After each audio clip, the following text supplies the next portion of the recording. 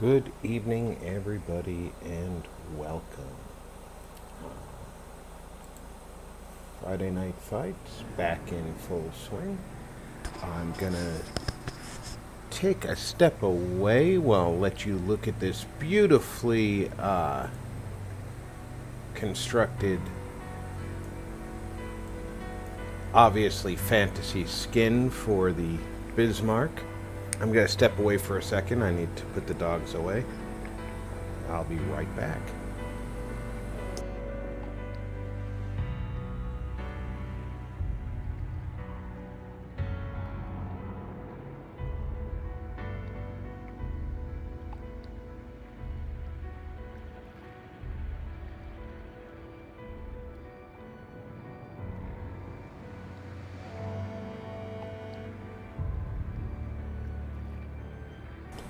That was a shorter second than I thought it would be. Howdy, Groucho, Hawk, and Patrick.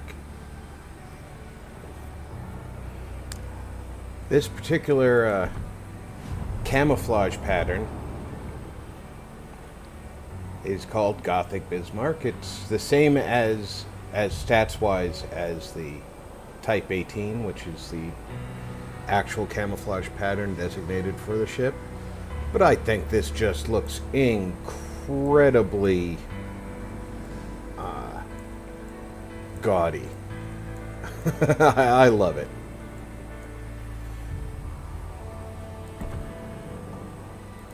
And being we've got her sitting here, let's take her out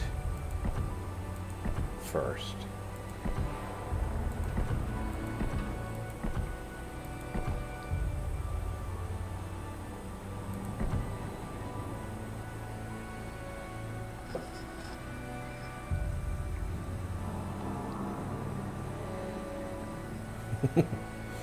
Well,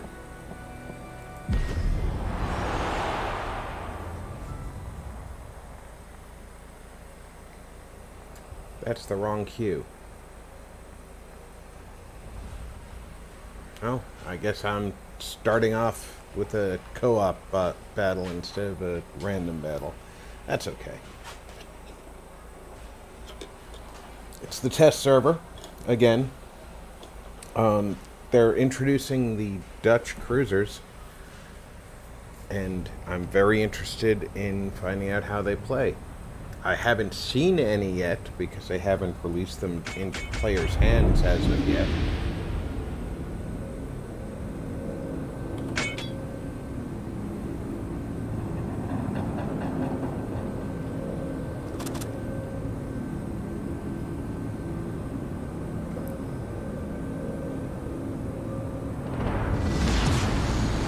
General quarters. Let's give them a hard time. Acknowledged.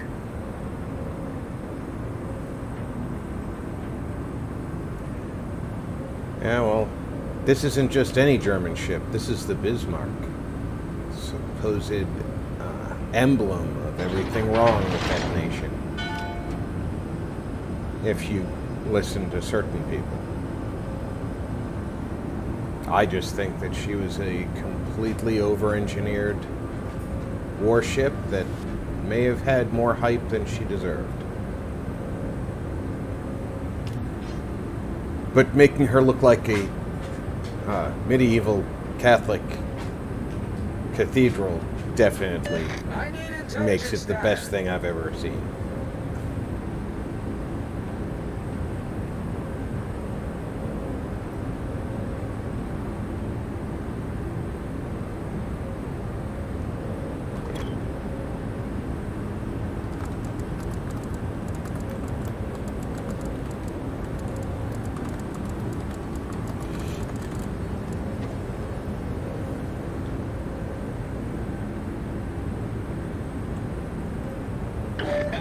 Barbarian King, welcome aboard.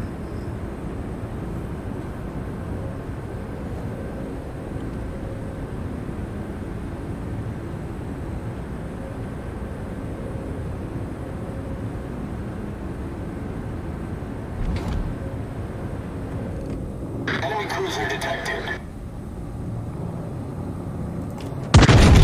Sighted.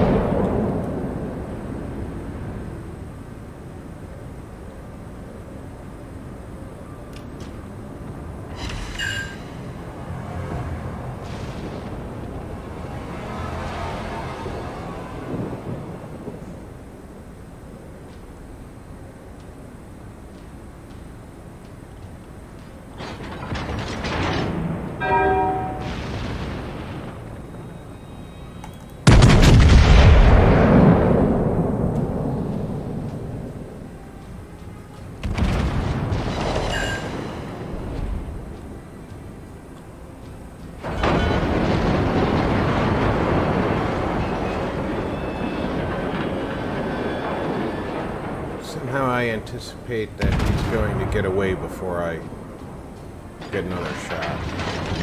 Enemy No, huh? destroyer sighted.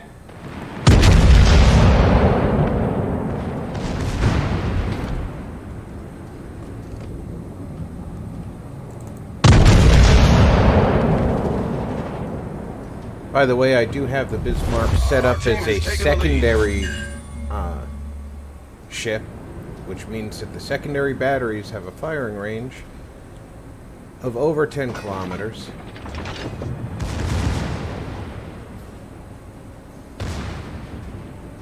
Just to add firepower to the equation.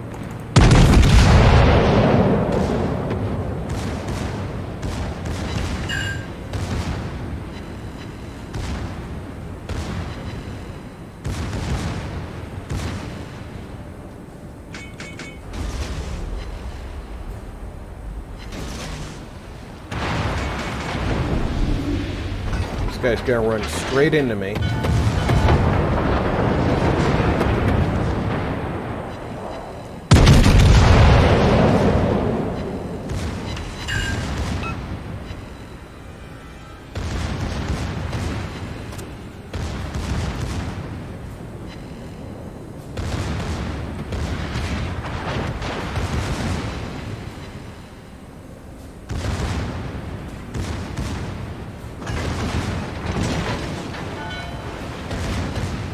I'll wait for the other barrels to catch up.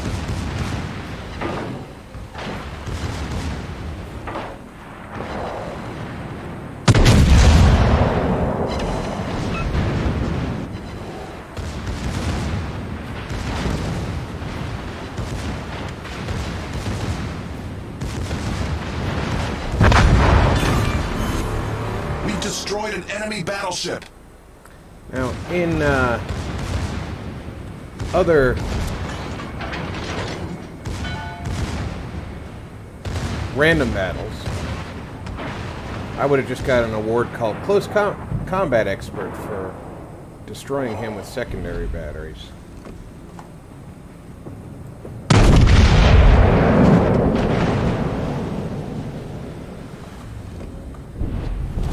Our victory is in sight.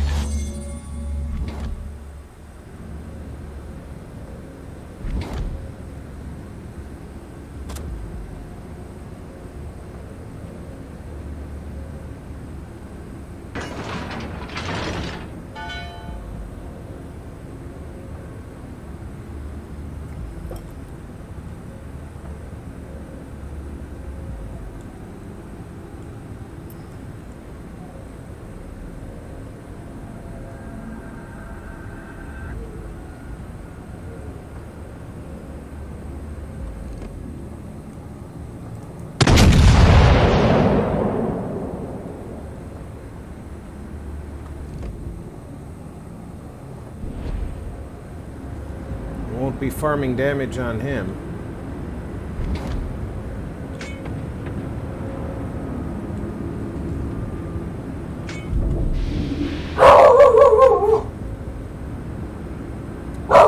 Calm down, Lieutenant.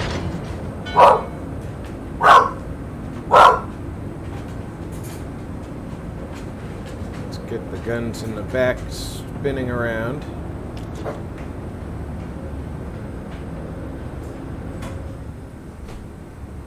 Knowing the AI that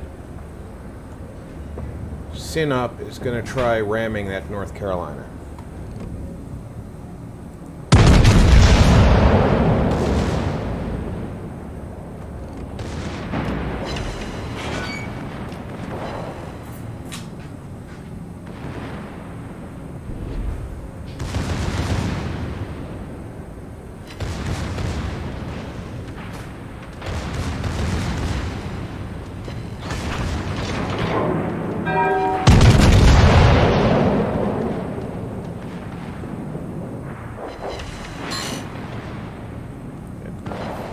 There we go.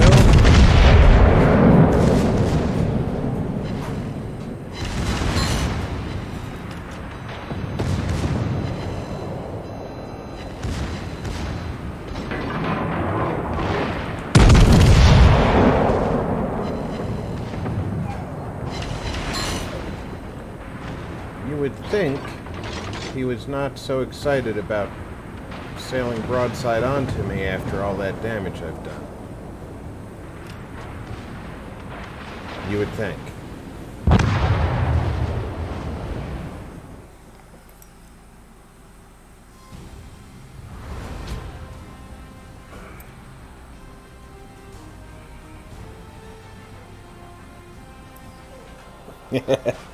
Yes, we let slip the dogs of war, and unfortunately they were a barky bunch.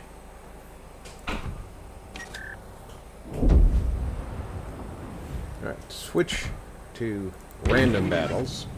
That way we have a better chance of fighting living enemies.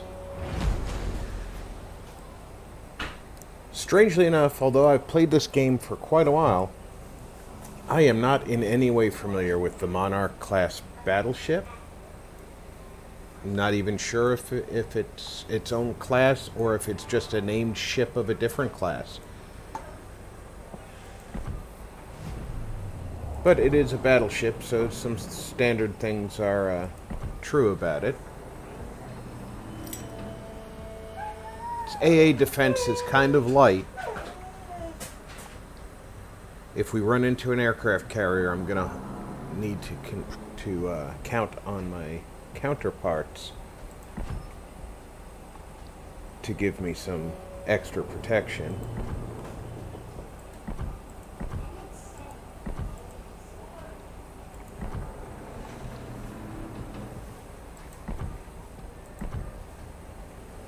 And I only have 2,500 doubloons left, so I'm not going to be able to buy the permanent camouflage. So I'll just use that one. Thank you, King.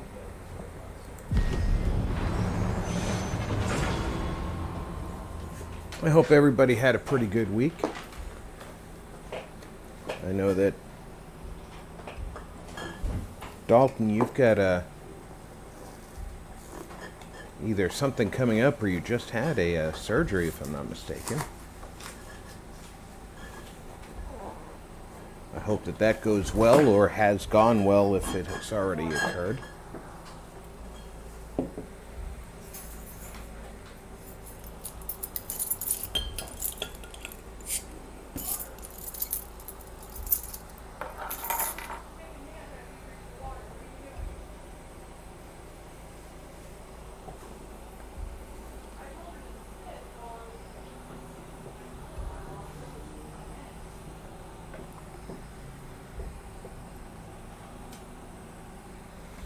For those of you that enjoy good beer, here in America we have the Four Peaks Brewing Company, and they do make a beer called an Kilt Lifter, which is an amber ale.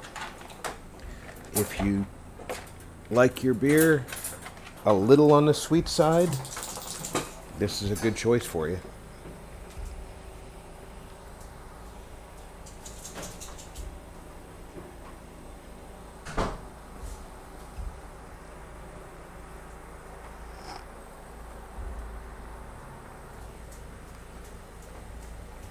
We never got up to enough players for 2 full teams in that players in range.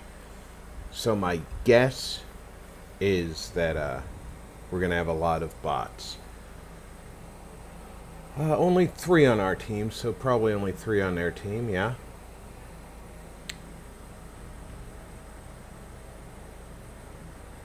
They have one.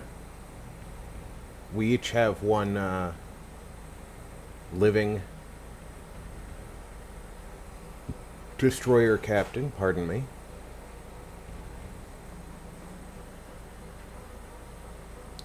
The colon before their name indicates that they're a AI player.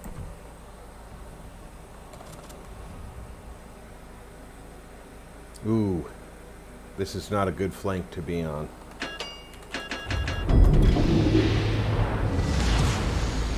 Battle starts. Good luck and fair seas. Good luck, everyone.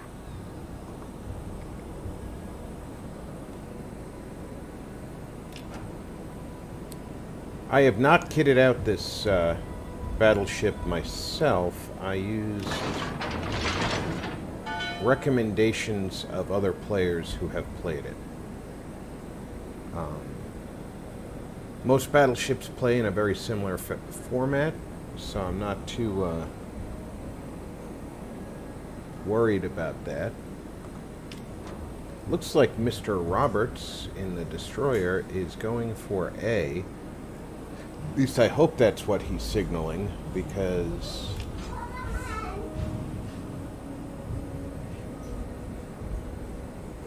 let's see. All forces, capture that area.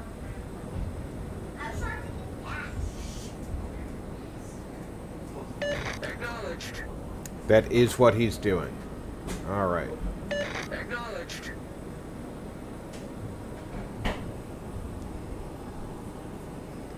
I'm in a good spot to support A.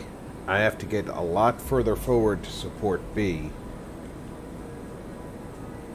And I do have a spotting aircraft, which can give me some extended range, but hang time on rounds is a little bit strange when you're firing at extended range, so it's kind of hard to choose a good aim point. Now, he was spotted for an unknown reason, so let's... He's a human, so he shouldn't have shot anything unless he saw... Maybe he saw that Talon in the center and thought he'd get a good free shot on him.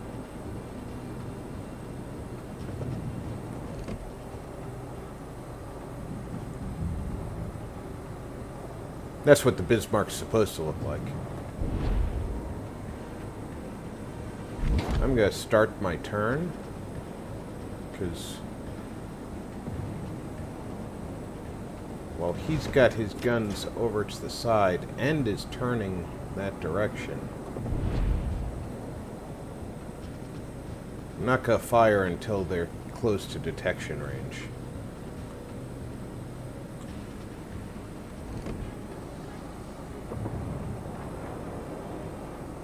Right about now.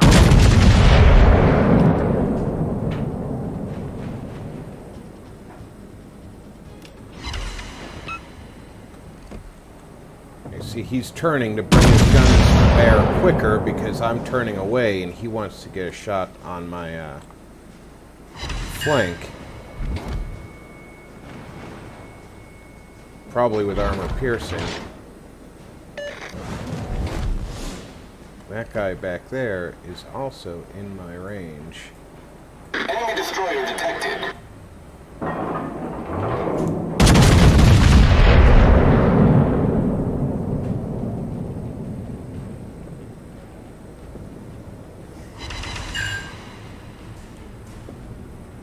Only 3 hits out of 9 guns. Not the best I could have hoped for. Ooh, that Massachusetts got a good flank shot on that shores.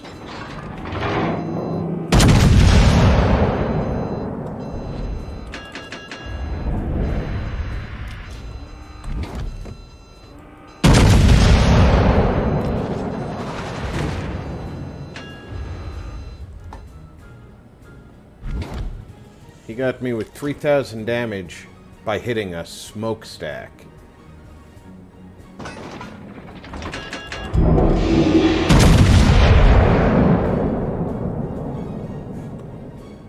That's some incredible BS right there.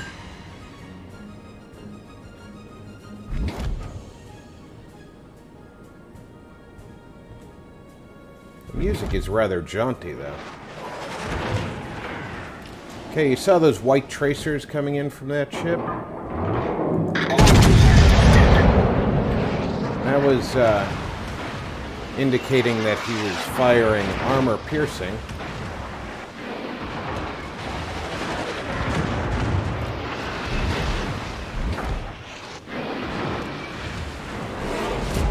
Alright, Massachusetts needs to die. I'm sure there are several people in New England who feel the same way.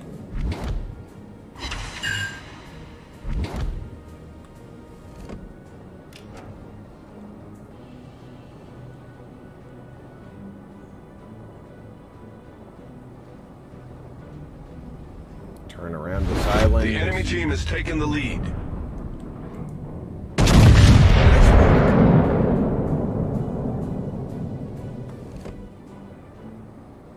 Wow, turned right out from under that shot.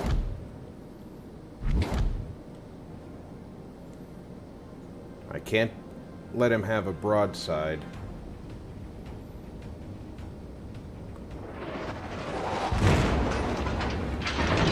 Enemy battleship. You definitely don't want the Bismarck to have one.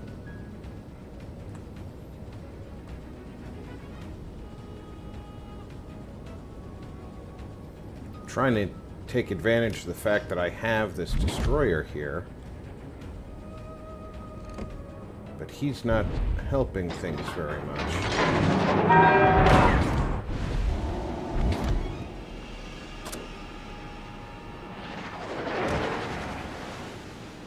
Okay, that's 2 turrets from the Bismarck. He does have 1 left. Taking a chance, though.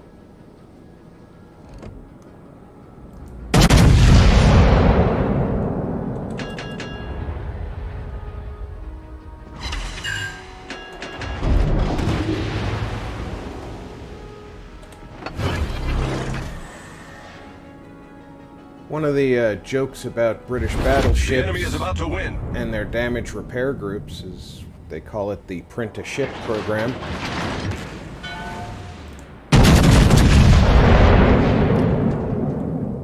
Because apparently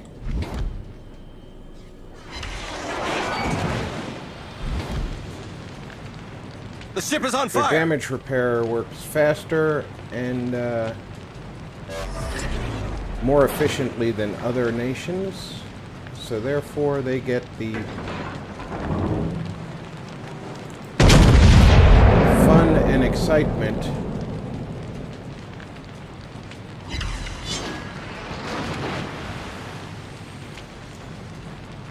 the last thing I needed there was an overpen.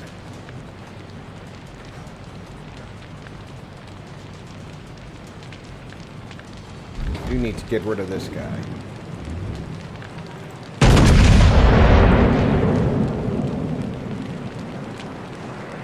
Because regardless of anything else, he's extra guns that are fighting them. Or providing them with firepower. As you can see, more than half my hit points just disappeared to that Bismarck.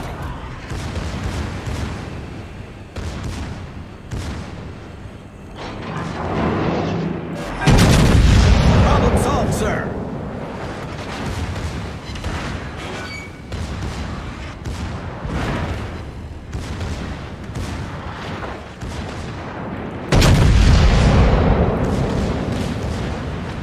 The ship is on fire.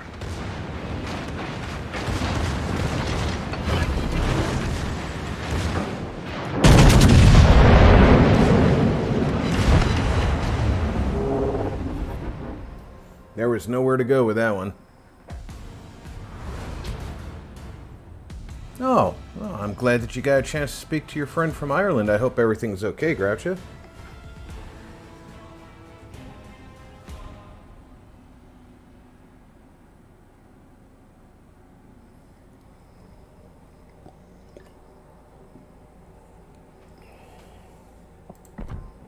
If I did, oh yeah, I was middle of the road. If I had done well, I would have been overly surprised.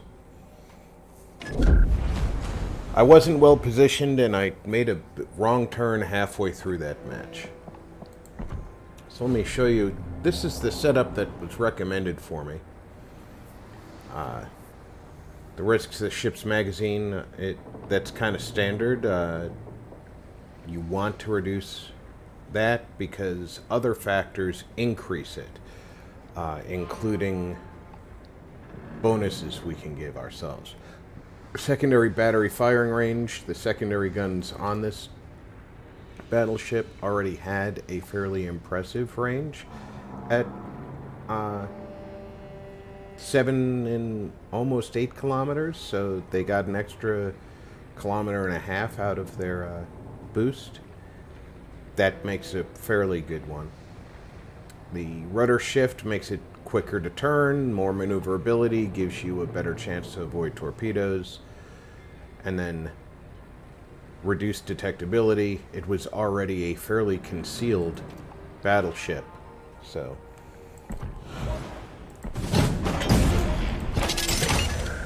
would help if I had upgraded all the systems to their best possible outcome. And then as you can see, the commander's got the shift on the turrets. That's a key on a battleship because they're very slow moving. And in this case, when you're not detected, your ship is faster. I went ahead and took that one on this ship because I've never seen it in play, and it apparently works fairly well. Because we did get further ahead than I had initially thought we would. These are just bonuses for experience and credits throughout the match. This one reduces the ship's magazine detonation completely. You only get that flag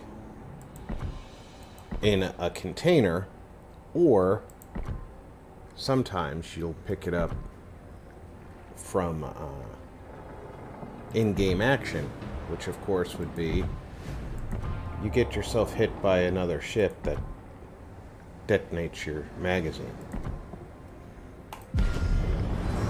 And I think you get 2 of them for actually being detonated.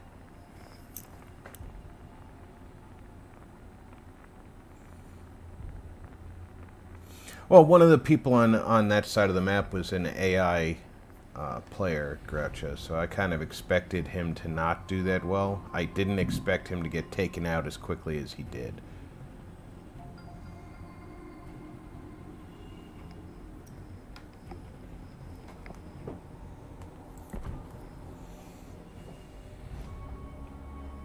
Well, Groucho, sometimes when we're upset, it's just nice to have a friend to talk to about something else.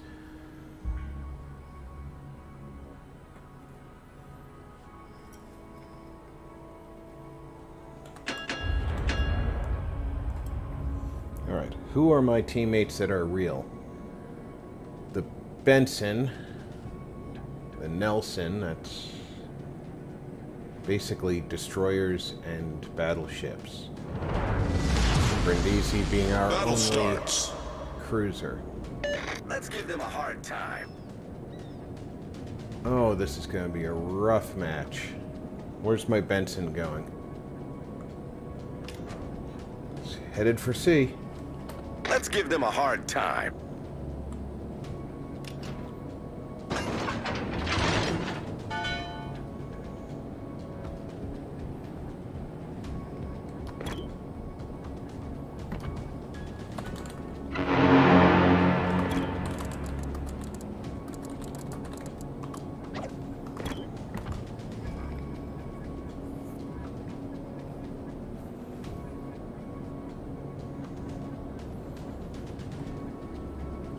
There was an update to this game this week for the test patch here. And I am just now noticing that instead of a 15-minute match, it says we have a 20-minute match. I'm wondering if that changed this iteration or last, and I just didn't notice it last time.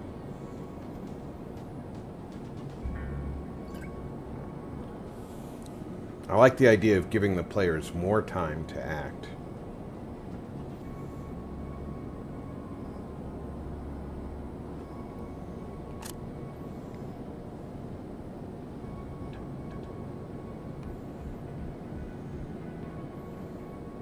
Okay, so our Benson went this way, but he didn't try to get the cap point. The AI destroyer Doesn't look like he's trying to get the cap point. And we have an enemy destroyer in the cap point.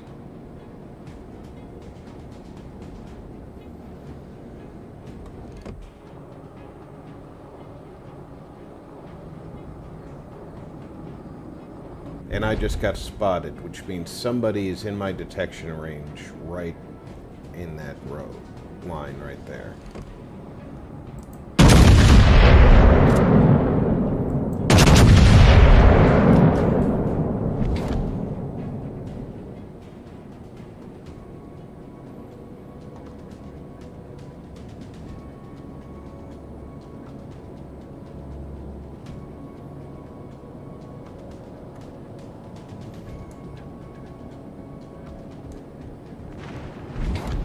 One thing about the test server is all the world regions get to play as one unit, which is not normal. Torpedoes to port.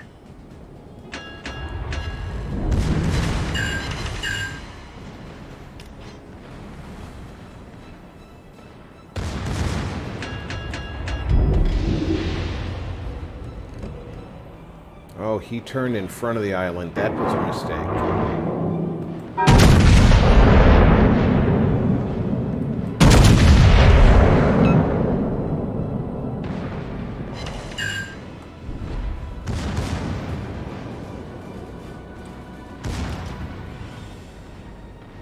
He took 2 hits that he shouldn't have had to.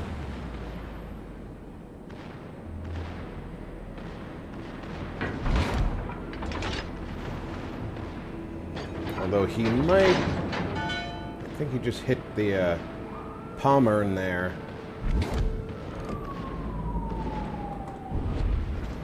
Torpedoes to starboard. With one of his torps. Torpedoes to starboard. But he grounded himself. Oh my.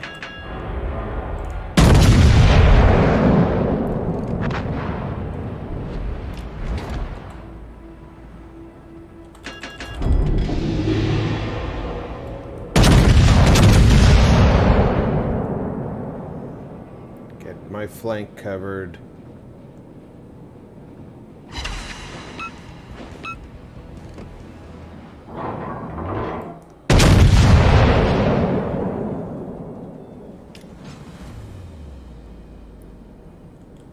Pommern with the devastating armor-piercing salvo.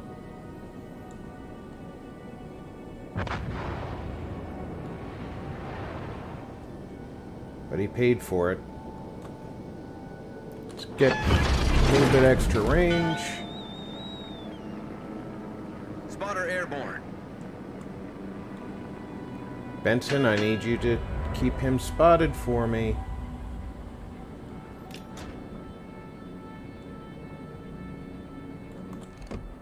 Come on. I can't just shoot randomly. I need something to shoot at.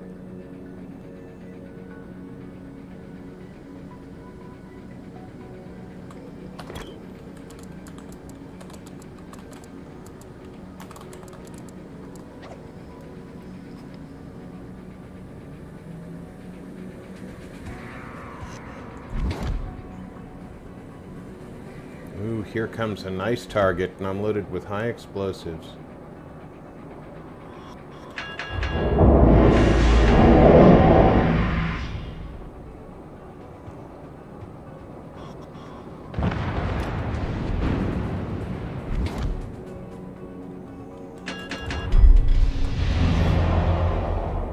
Right about there, I think. Get that rudder turned. Ooh, he's moving a lot faster than I thought he was.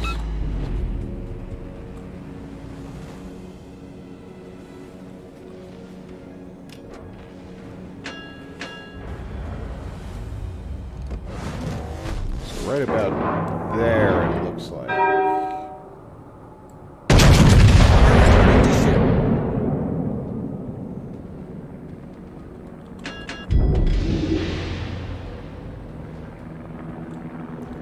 Battleship accuracy, guys.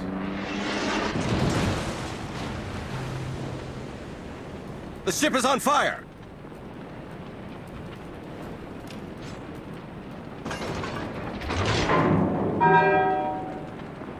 Oh yes, please do. Please do. Turn, turn, turn.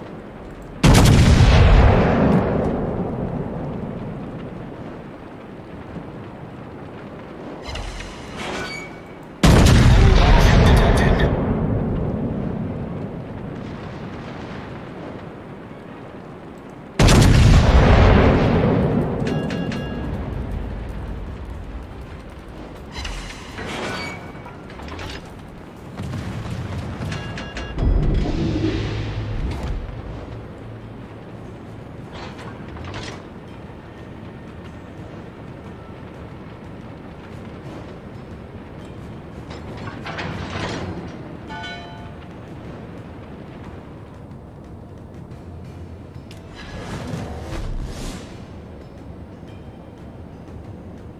Classy, Benson. Really classy. From the looks of things, this poor son of a gun has isolated himself.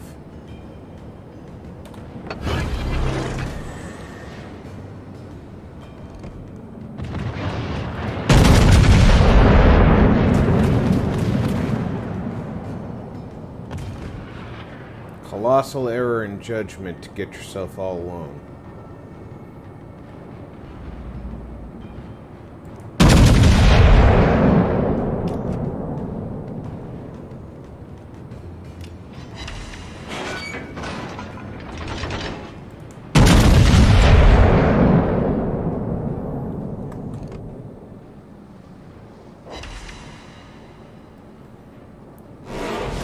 I hate seeing those words, non-penetrating.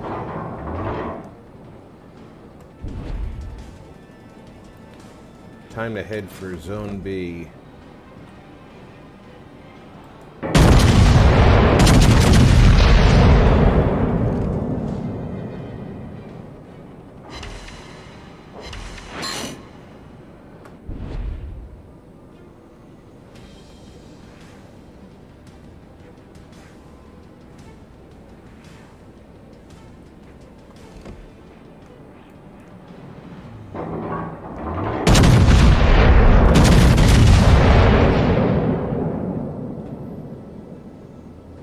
Not too bad.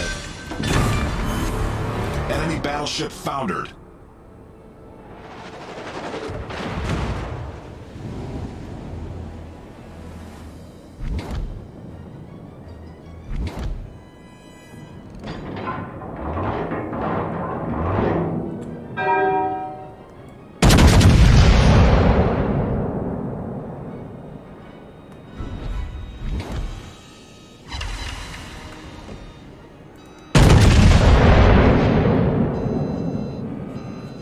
Oh, this is gonna hurt.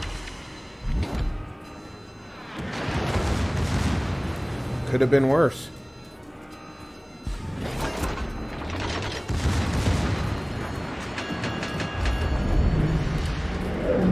Could have been a lot worse.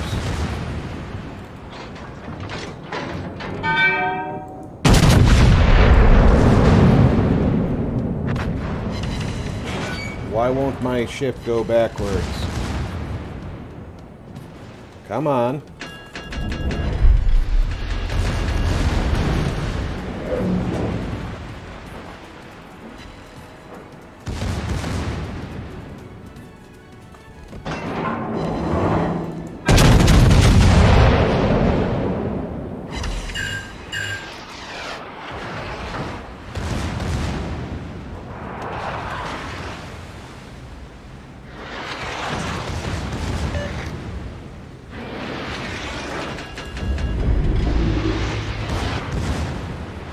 Enemy destroyer sighted. The ship is on fire!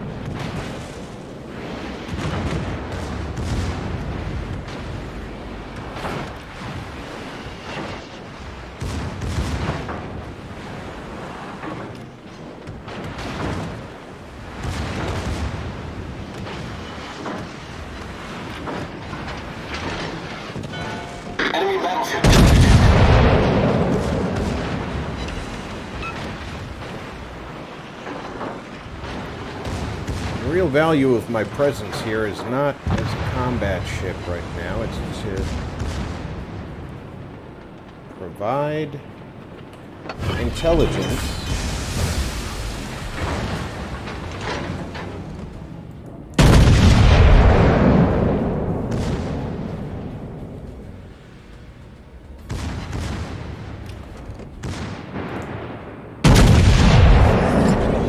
Problem solved, sir.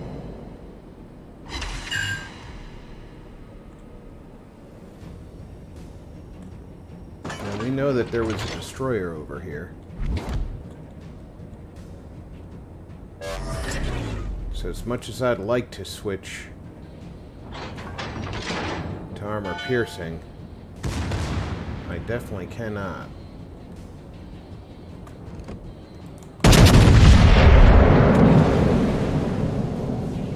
There he is. Oh, and he's close to dead. Keep my bow towards him. Don't oversteer.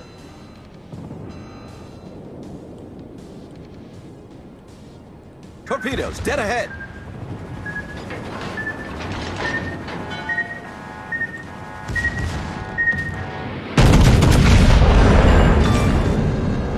Enemy destroyer blown up.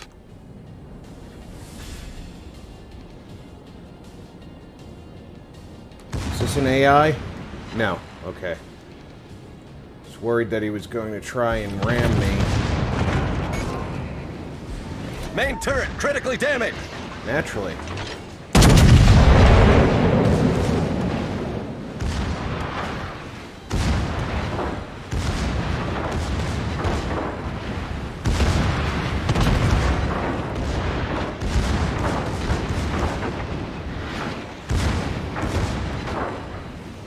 The ship is on fire.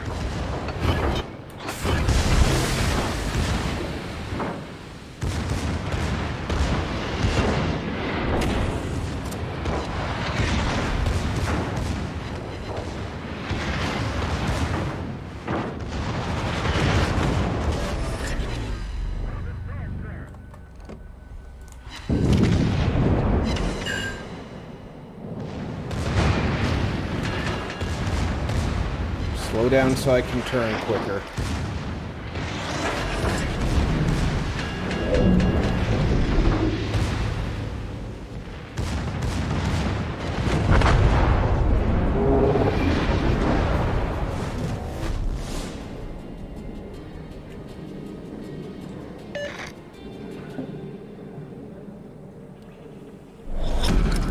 Battle ends in 5 minutes.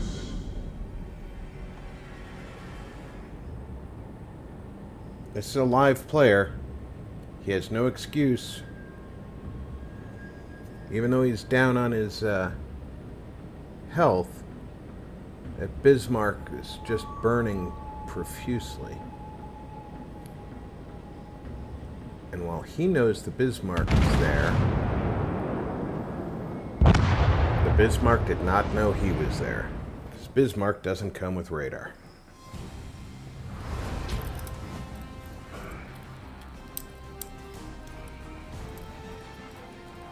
All right, Patrick, have a good meal.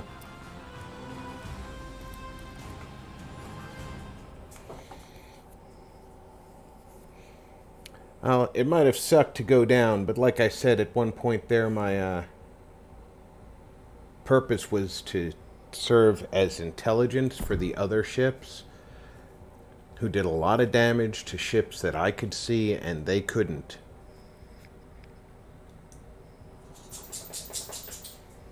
Which, to me, that's worth something, and obviously coming in second on points made it pretty worthwhile. Him waiting for me and trying to torpedo me as an AI was a pretty smart maneuver. The problem is, he was their last destroyer.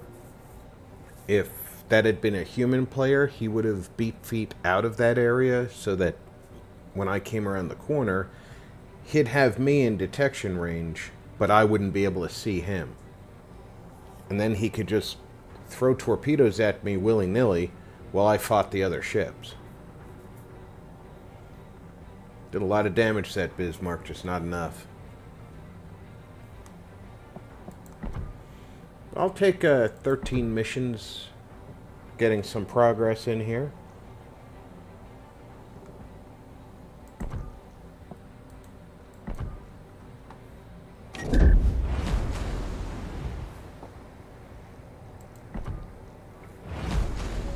I've never played an Italian battleship, so this will be a first for me. Thought I clicked that. I'm gonna leave that one off for now.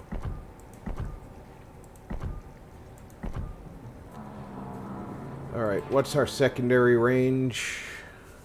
6.6 kilometers. I have not adjusted this ship either, I'm pretty sure.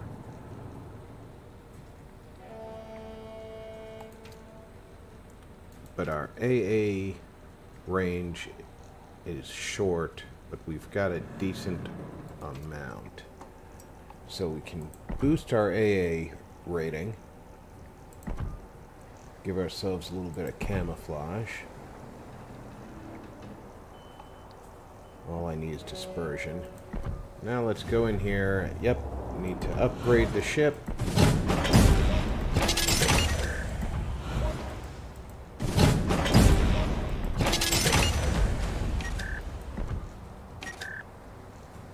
Like I said, to me, this is the only one that makes any sense, is reducing the chance that your magazine's going to detonate.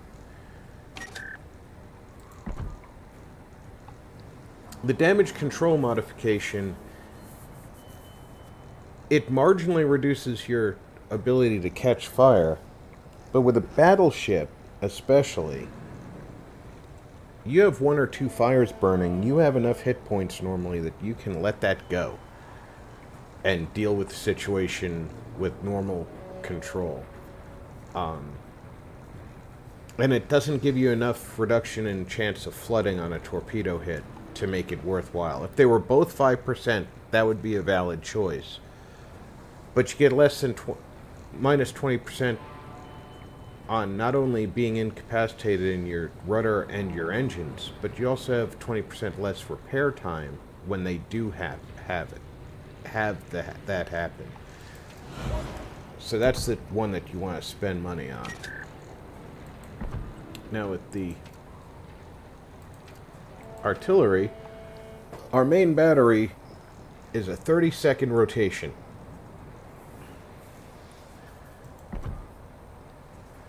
Secondary battery, we can add 20% to the firing range.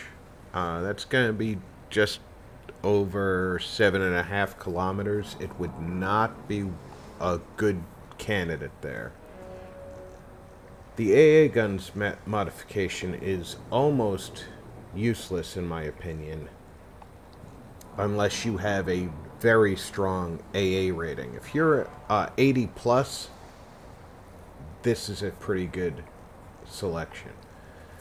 So the choice comes down to the aiming systems modification, which as you can see, it reduces dispersion of outgoing shots, and it makes your secondary firing range just a little bit longer on its own. Torpedo tubes traverse speed doesn't affect this ship, but minus 7% to the dispersion on your main guns can be quite good for a battleship with accurate main guns. I don't know the accuracy of these guns yet. Dispersion 244 meters, taking 14 meters off that. I don't know. But then modification 2 takes another 15% off the main battery traverse speed. Well, 15% of 30 seconds brings it down to 26.5 seconds. So if I take that, oh, it's even, my math on the fly is definitely a little bit suspect.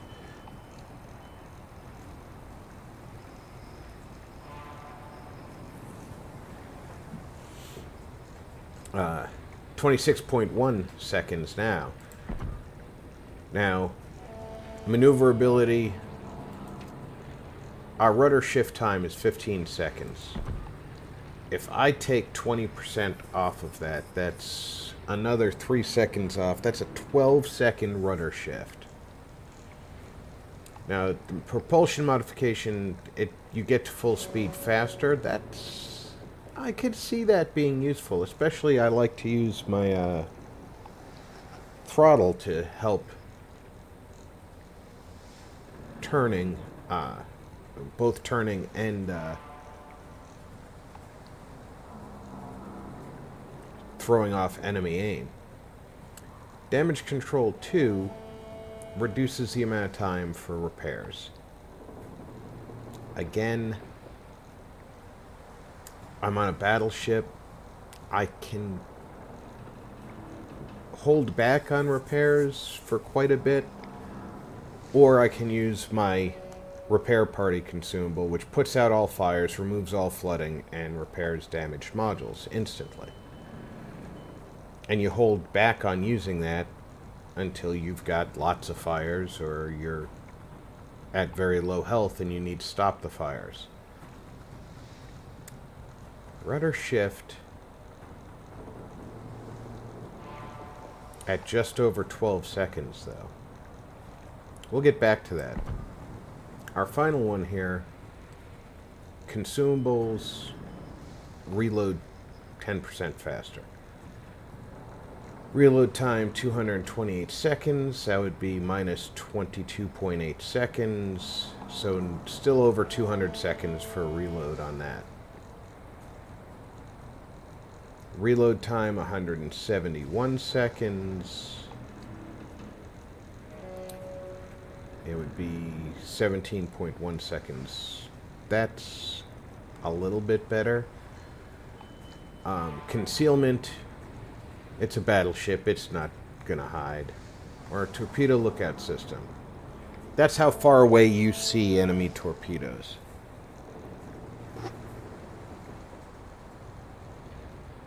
If you see the enemy torpedoes early enough, you can definitely steer to avoid them.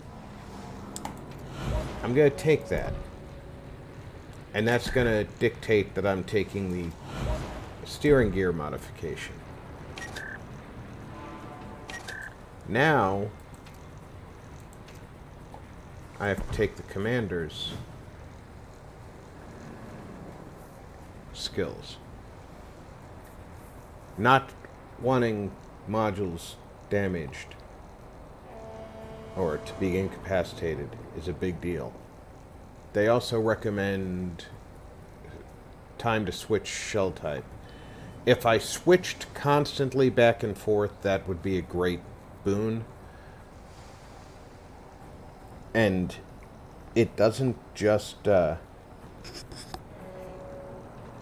the old days, this was a chance that the shell type would be correct, but it didn't fire off very quick. Nowadays, it's a reduction in time. I'm still going to take that one. Again, main battery traverse speed. I can take another 20% off here. So now, at 20%, that's 2, 4,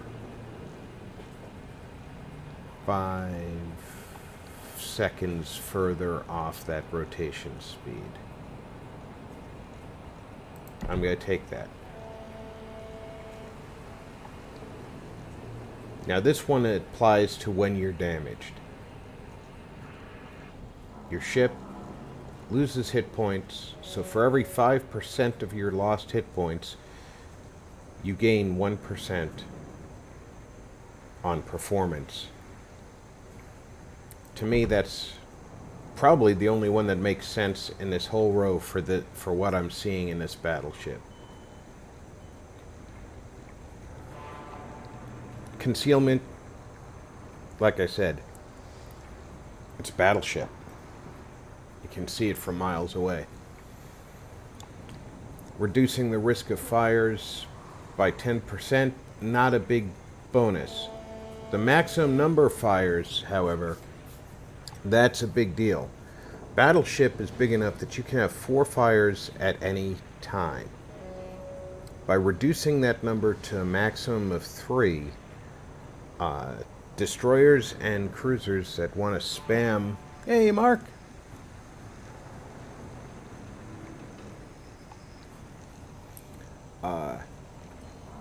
They like spamming high explosives to try and start fires.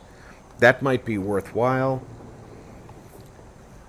The emergency repair, however, it gives an extra charge in the damage repair party. Even when it's not a recommended skill, I almost always take that one, but with it recommended, it reinforces that idea. Secondary batteries, reload time can be activated.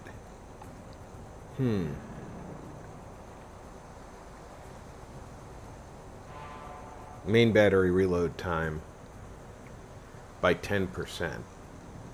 So minus 3 seconds. Dispersion of secondary battery, not a big concern. I can make the ship faster right here, which, not a bad choice. But right now I know I'm going to want to take this. I normally do. I still have 7 points to spend. These are 4 each. These are 3 each. 2 and 1. So if I take another of these, I might take this speed. Then with my 3 remaining points,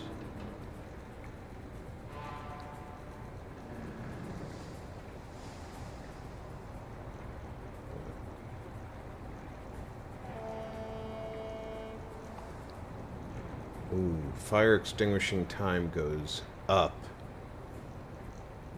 but I can do 7% more damage.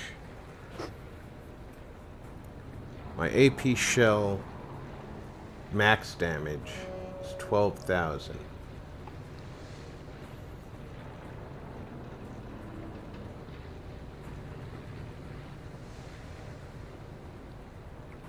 I don't think so. It's tempting, but I don't think so. That one's going to reduce the time it takes for repairs to be done. You know, fires being put out. I think that captain is well suited for this ship. And I think I've chosen wisely on my ship modifications. We're about to find out, though. Oh, if you want to know what ship mods there's the spotting aircraft, the smoke generator, the smoke screen is very rare to a battleship, so Italian battleships have them mostly. Repair party, which repairs damage to the ship as long as it is repairable damage. Armor-piercing shells do not create... Thank you, Mark. Happy 4th to you, too. Armor-piercing shells create damage that's non-repairable. And then, of course, damage control party to shut down any damage, any fires, any flooding. But does not repair anything. It just stops the ongoing damage.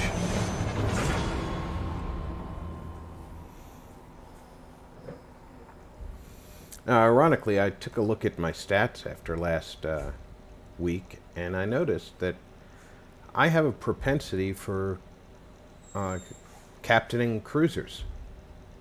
So I actually chose to do battleships this week as a kickoff to try and even those odds a little bit. Because in this game, well, I'm sure in real life as well, the ships have very different roles.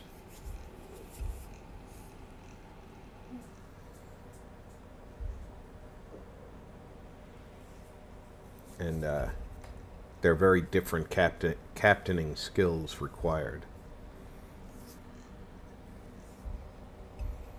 And on our splash screen here, you can see a destroyer. It looks to be a Japanese destroyer based on the rear guns, but I'm not going to swear to that. It does have a center-mounted torpedo rack, which means it can launch to either side. He's launching a pair of torpedoes at what would appear to be a Japanese battleship. You can readily identify the Japanese battleship with this pagoda-style main mast. And of course your command centers and everything are in here. Your emergency command center is well below deck, somewhere near the rear of the engine room, if I'm not mistaken.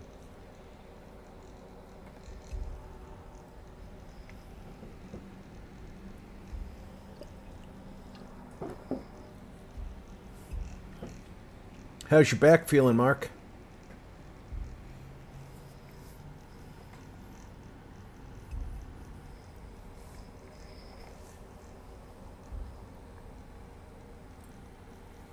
Oh, and Mark, let me know if you want to play World of Tanks. Hit me up in Discord. I'm not going to stream it anymore, but I am playing occasionally. The changes they made in this last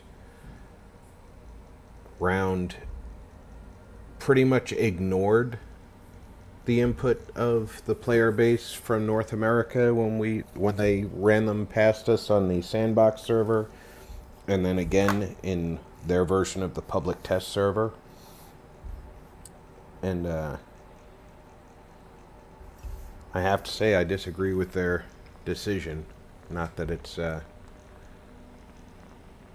not my game, it's their game, I just play it. Alright, we got a lot of AI. We've got a Mogami, it's a cruiser. Not a bad cruiser. They have the same as I'm only looking at the humans. And then there's me and the Venito. And they have a human in the Richelieu. I think they got the better battleship.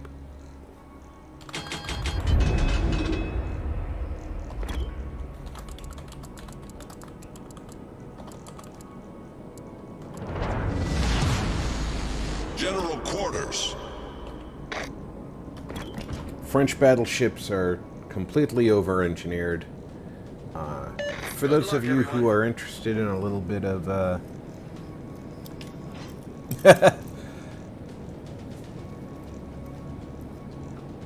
oh, Annie didn't mean it. She'll get over it with a little bit of assurance from you.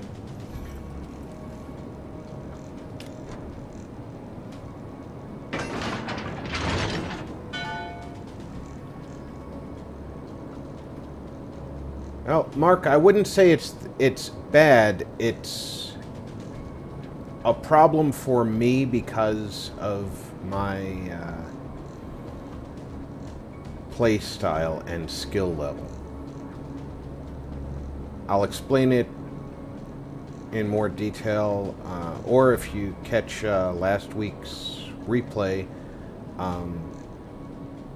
I went into depth on it last week.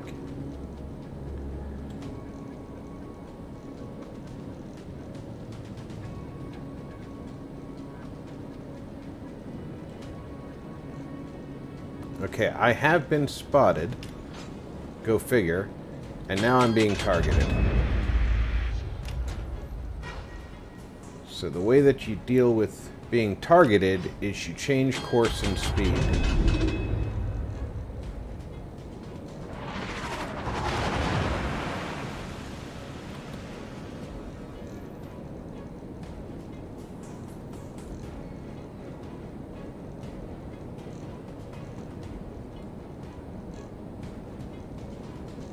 incoming fire from whoever that is over there.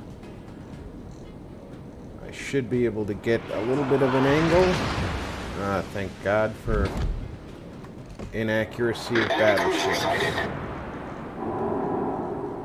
He is turning. He's still turning.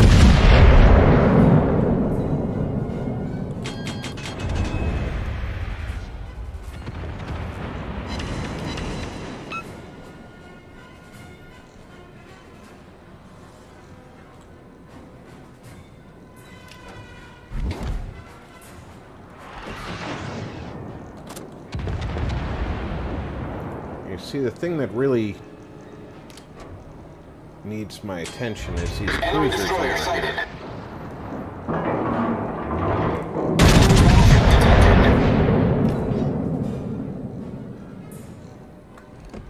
Italian battleships fire what's called semi-armor piercing rounds. British light cruisers as well.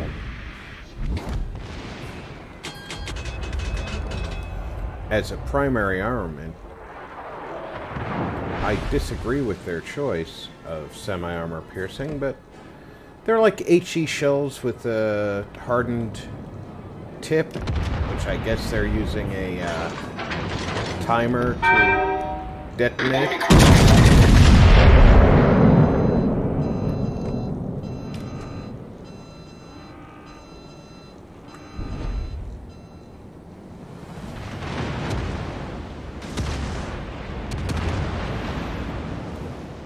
Is that my human? That's my human.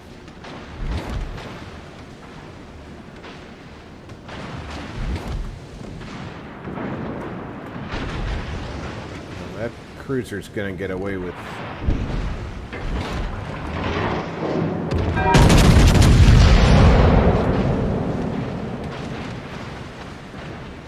That Benito is AI. The Richelieu is right there, trying to sneak up.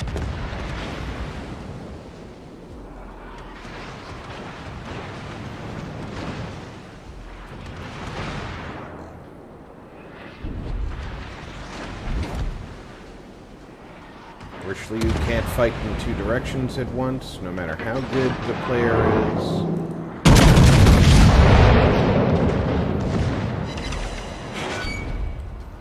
Only one of those actually went in.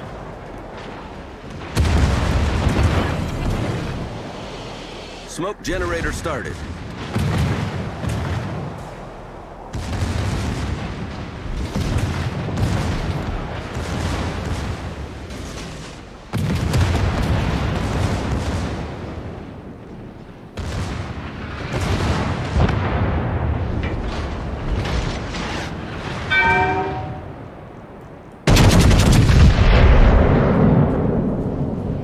Now you notice I was detected as soon as I fired.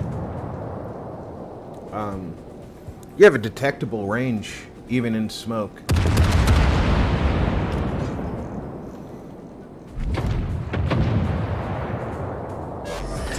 And Smoke when your screen guns set. fire, you become a lot more visible. Ooh, I will really want to hit that guy. Enemy destroyer detected.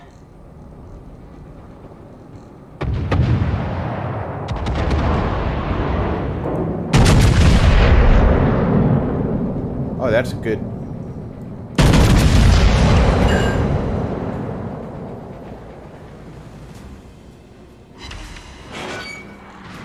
Wasn't a great amount of damage, but hitting him definitely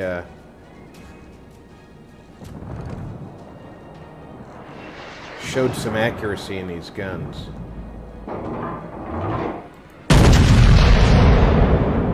Enemy battleship detected.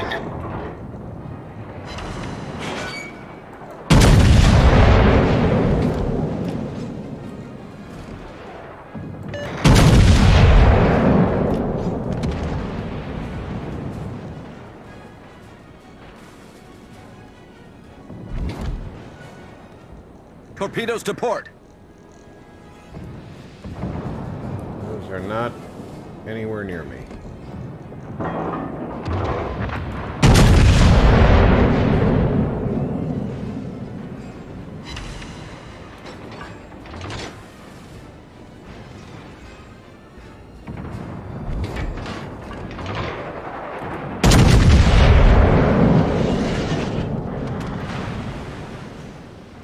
Battleship accuracy. Still target. Still missed him.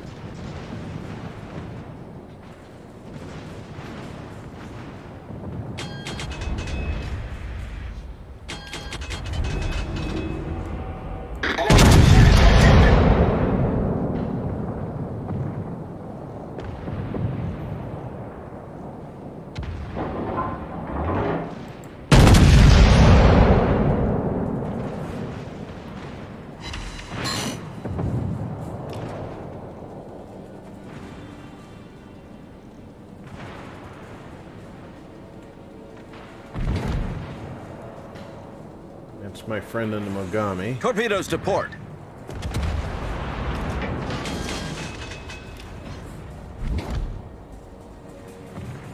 Torpedoes to port.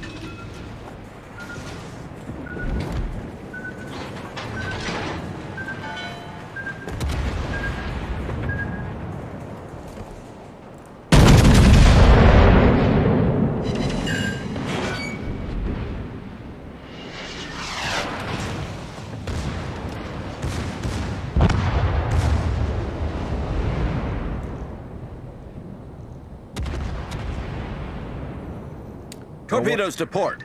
One of the things that's going to happen over and over again with AI players on the battlefield is they're going to use consumables and/or smoke screens, torpedoes as soon as they see enemy vessels. They're not going to wait. Can be an advantage to doing so, but generally not.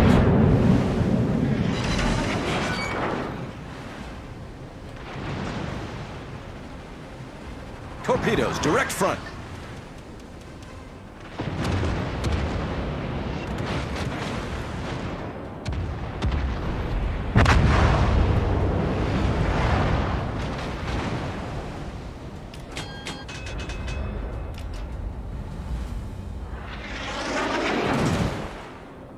Enemy battleship sighted.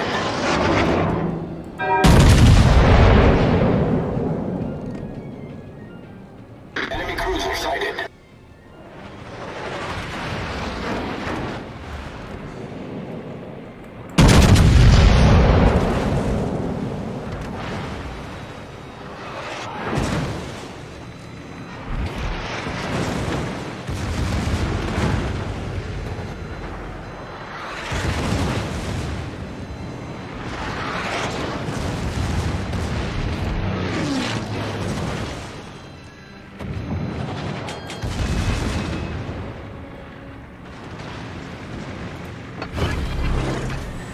Do some repair and get into Ring 2 before they manage to capture that.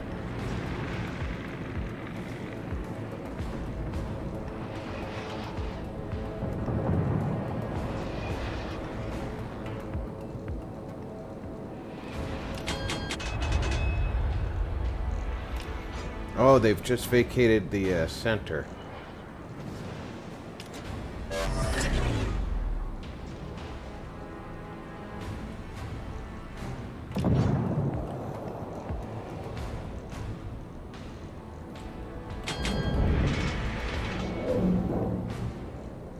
But they can't try and capture the middle ring and the center at the same time without the ships in place to do it. And what they're doing is they've got some of their ships in the number 2 ring right now.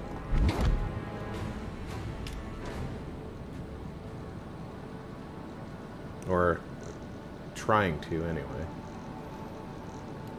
But unfortunately, the ship that was capping the center left.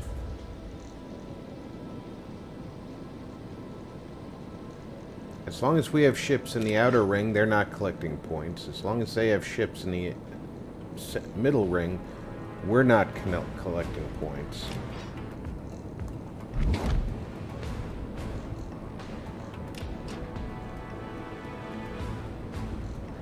By the time he gets eyes on me, I will be at an angle.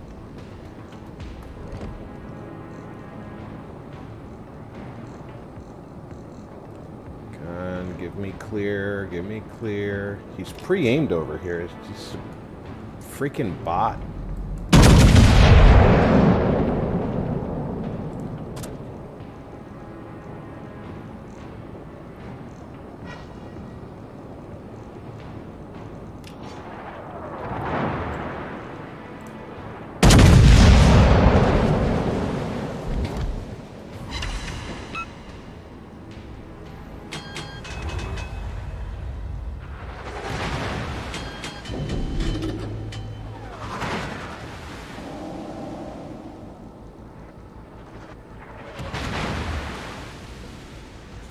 Hey, Rhonda. Thanks for stopping in. I appreciate the love.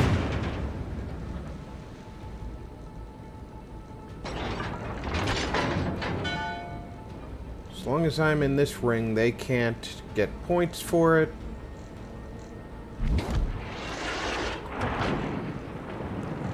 The ship is on fire! Over-penetrations aren't really helpful.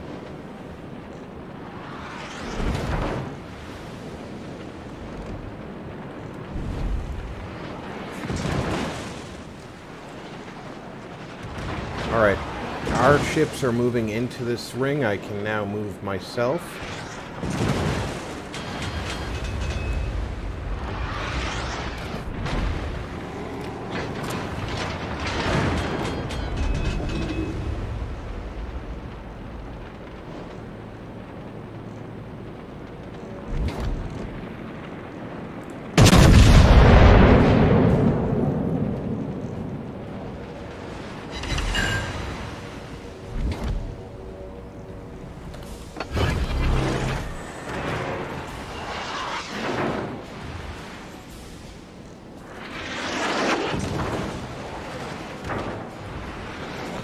The ship is on fire!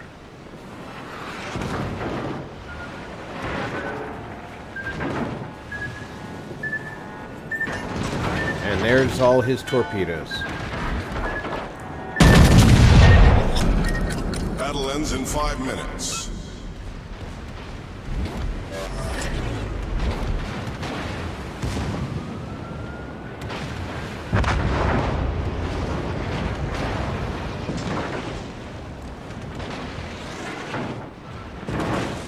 There's the torps from the cruiser.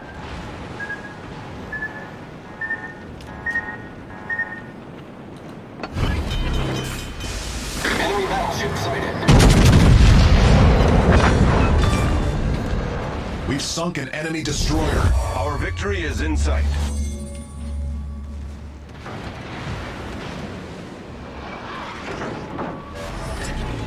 Problem solved, sir.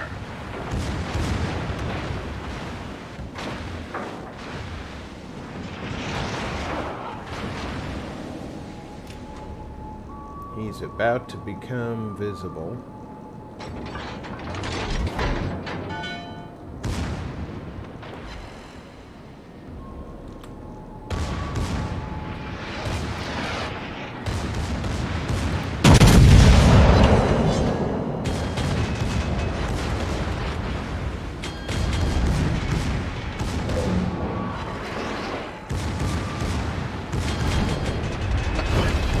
What I'm doing is I'm turning inside him.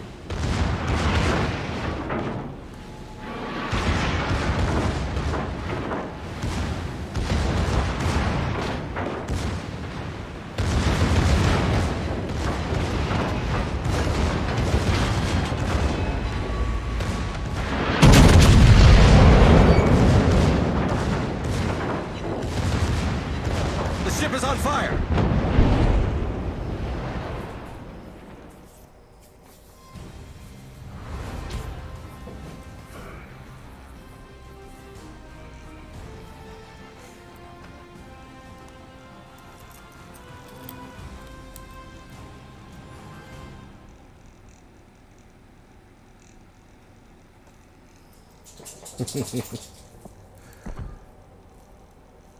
That is indeed what she said.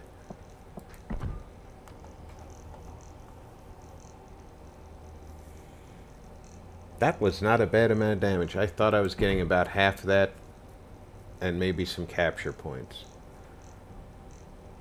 That Bismarck just took a pummeling.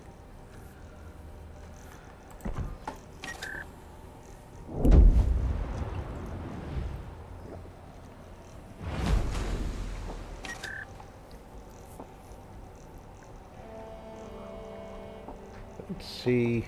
I have a couple of battleships left in this tier. The Amagi is a Japanese battleship that, historically she was not very involved in anything. I'm not even sure if she was assigned to any areas that ended up being in major battles. Certainly did not earn a name in the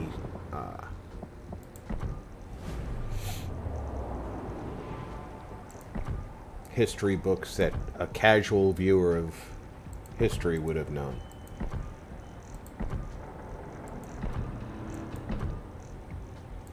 But she is a battleship. Now, her secondary armament is 9.5 kilometers, so adding 5% to range and reload would be good for that. Her AA is 64, 5.8 kilometers. Can't hurt to use the flag on her. Let's reduce damage we take or do to ourselves via ramming. And you can see what I was talking about in that splash image at the beginning of the stream. The pagoda-style mast. You've actually got a quad main mast here. Actually, I think this is a 6-piece main mast. And then everything is built off of it in this wedding cake style. But it's traditionally called the pagoda-style main mast. And then the back here is a triple mast. And yes, it has a radar. Not in-game, though. In-game, our equipment is a spotting aircraft, our damage repair party, and the ubiquitous damage control.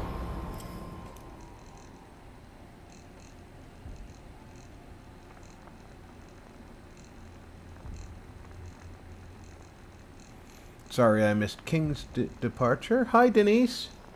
Glad you could come aboard.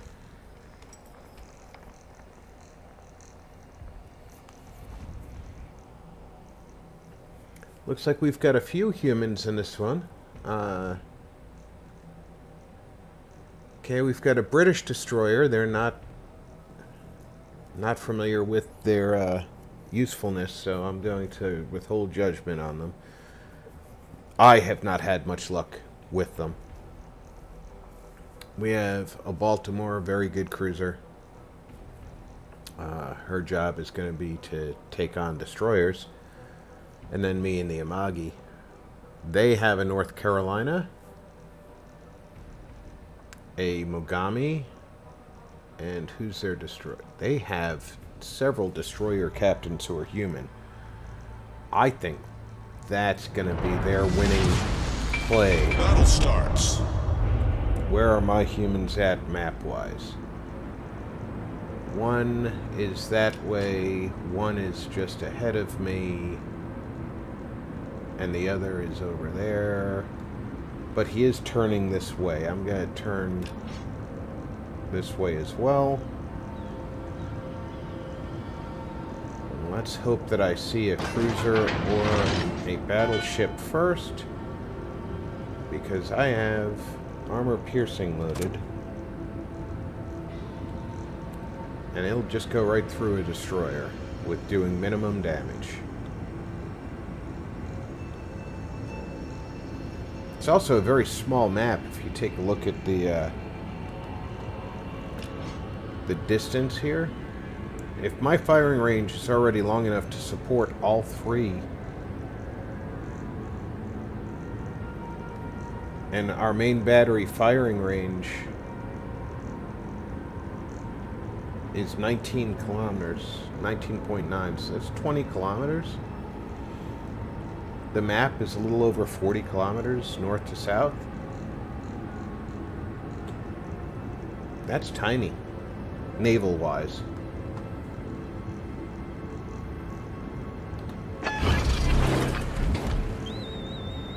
That's what we... darn it. Water airborne.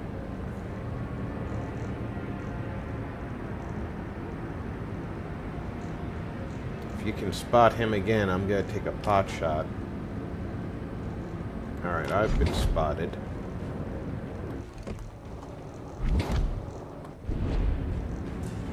I'm about to be occluded there. We have a destroyer in B. It's got to be a destroyer because our cruiser doesn't see whoever it is.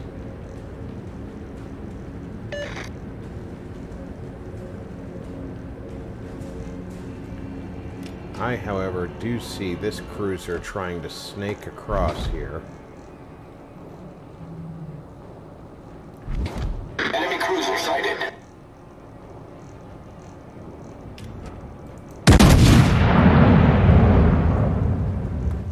See how my guesswork went. One hit. I guess I shouldn't complain, and there's the destroyer's torpedoes.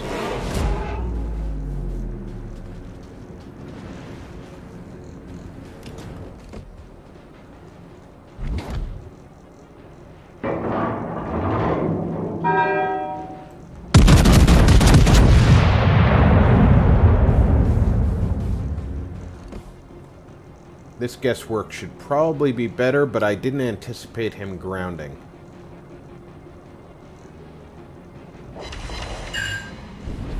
Spotter returning to ship.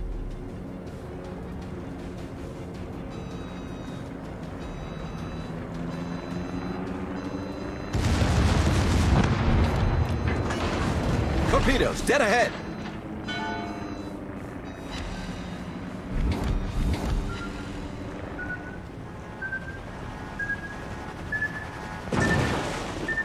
The incoming fire direction is a little bit, not what I expected. That's got to be an AI. Shooting where I was last seen.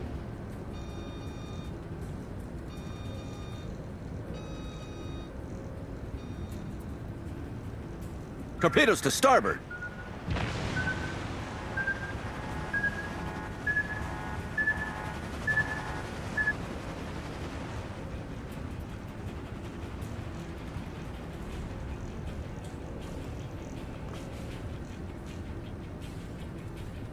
That much smoke, I'm not going anywhere near there.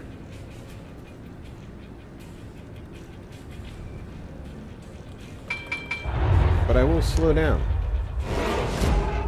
See if he comes barreling out of that smoke looking for a target.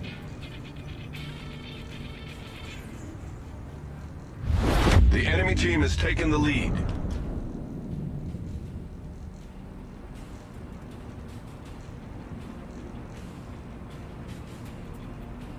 I'm visible because he came out of that smoke looking for a target.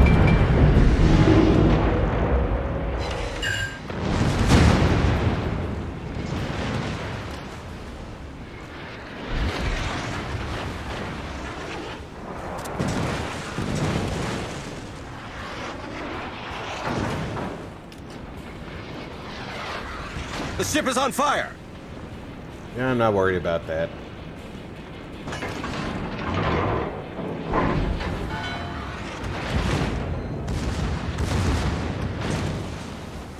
I am worried about that.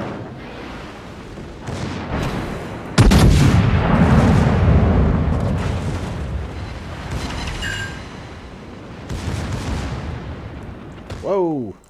Hit the wrong button there.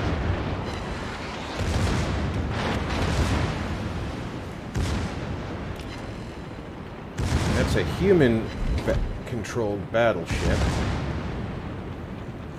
against an AI cruiser with a human-controlled destroyer assisting him.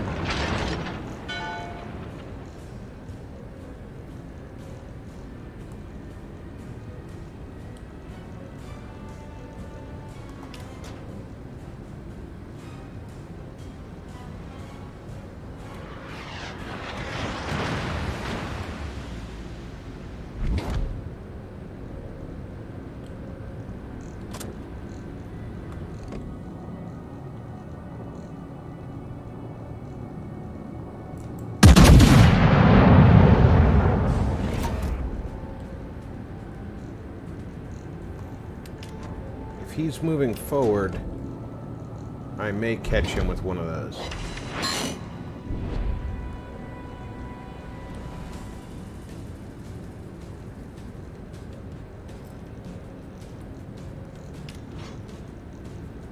Do I have any humans left on my side? I do. The Baltimore is still with me.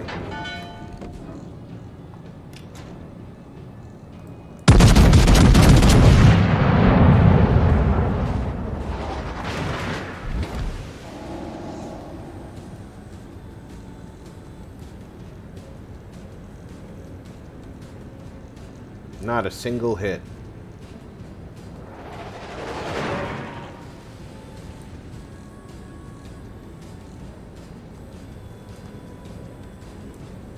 Now, one of the advantages I have in this battleship over most, my rear deck has 3 turrets.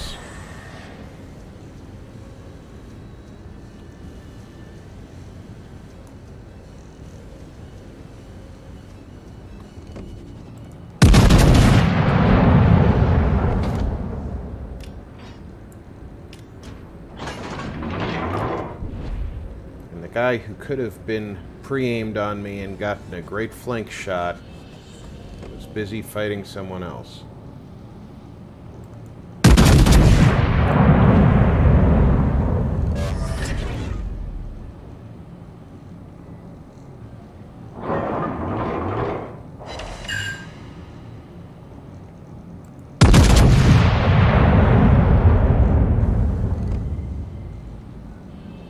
See if we can end him. Oh, too far. Okay. Enemy battleship sighted.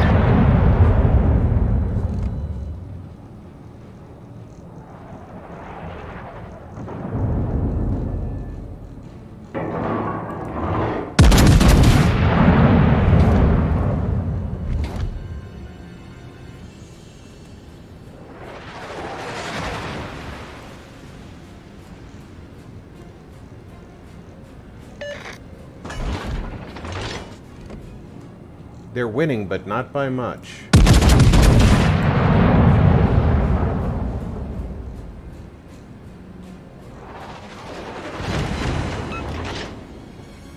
If I can avoid major damage,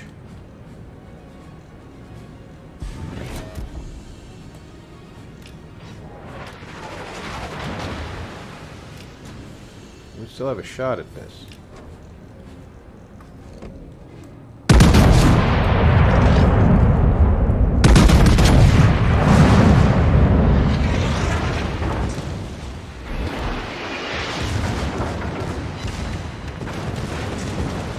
The ship is on fire!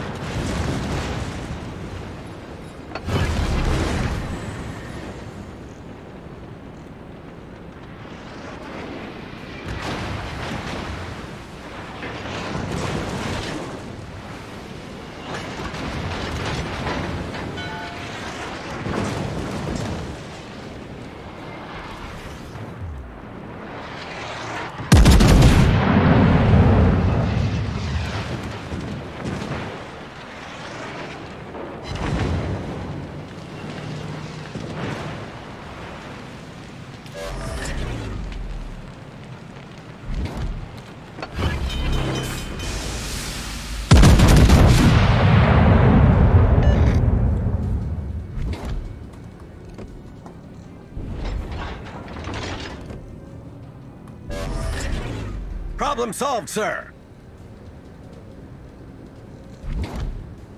How much of an angle do I need? More of an angle than that, I guess.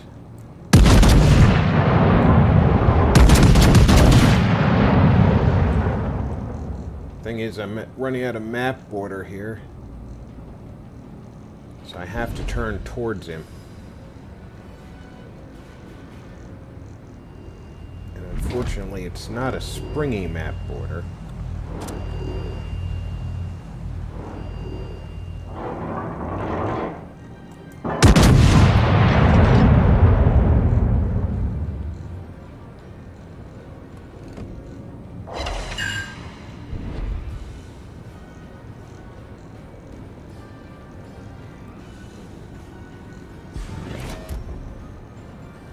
He doesn't know is I've switched ammo.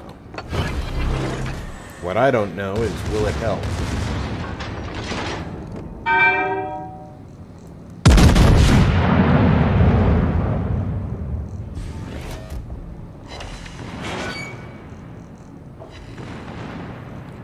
But he is busy with my teammate, wisely trying to remove his guns from our conflict pad.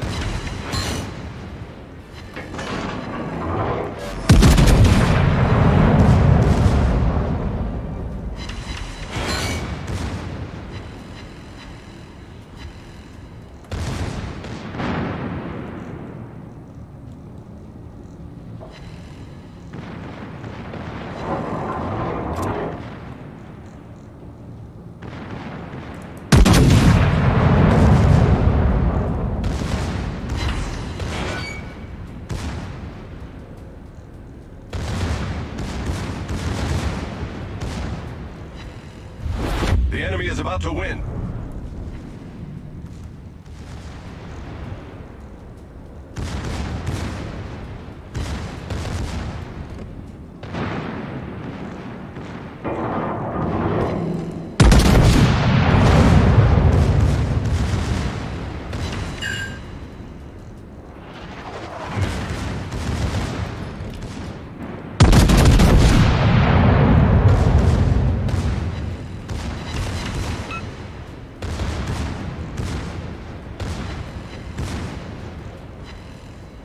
In theory, I'm faster than him.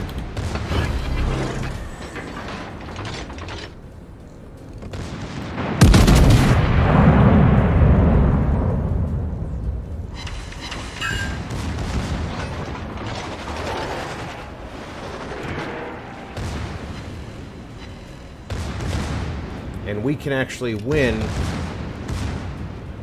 even if I die in the process. I don't have to worry about the destroyer showing up.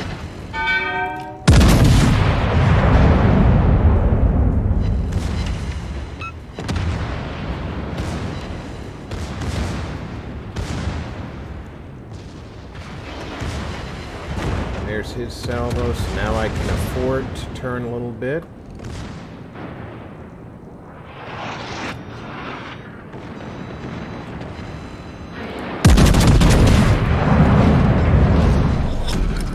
Battle ends in 5 minutes.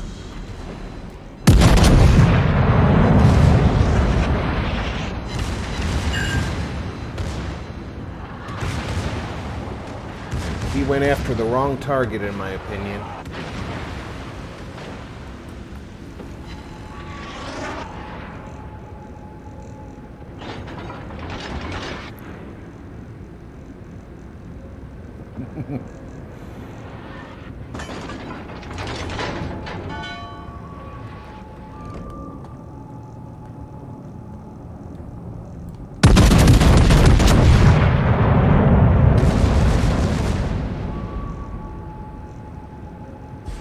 Look at that accuracy. Enemy battleship sunk. Main batteries bracketed him. But secondary batteries took him out.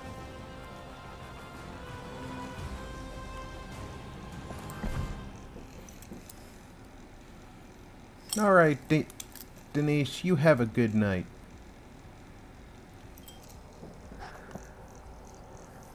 Yeah, he got 6 kills while I pulled out 1.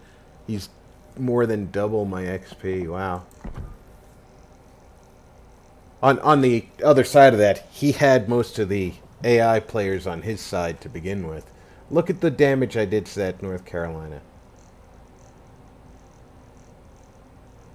And I'm not sure, but I'm pretty sure that's almost double his hit points. What are my hit points? He should have been the same. Yeah, he should have been in that range, so it wasn't double. Let's look up the North Carolina real quick.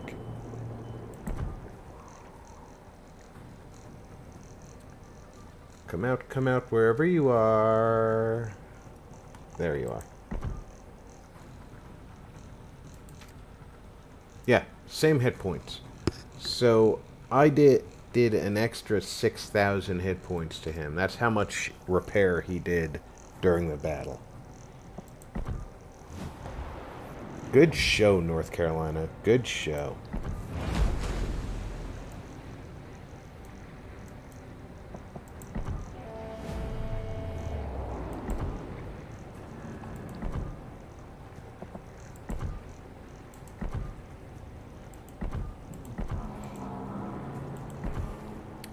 I was mentioning before, you're going to see people's names say EU, Asia, or NA after them. That tells you what region they're playing in. Anything in the Western Hemisphere is an NA player. That's where our servers are located. Normally, the only way you play against people from other regions is by logging into their region. Obviously, I have no intention of logging into the Asia or European region from the west coast of the United States. Latency would make me the underdog, and I'm a mediocre player to begin with.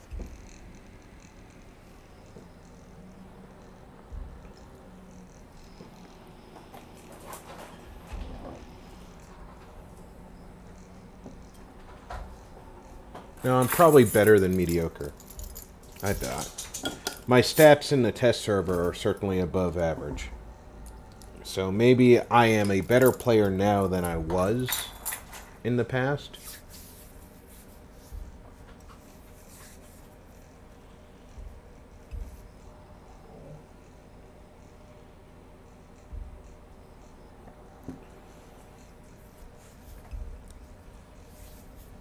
But the thing that I like about this game is you can look at my stats and say, yeah, you're a mediocre player. That doesn't stop a well-placed salvo from sinking the best player in the game's ship to the bottom.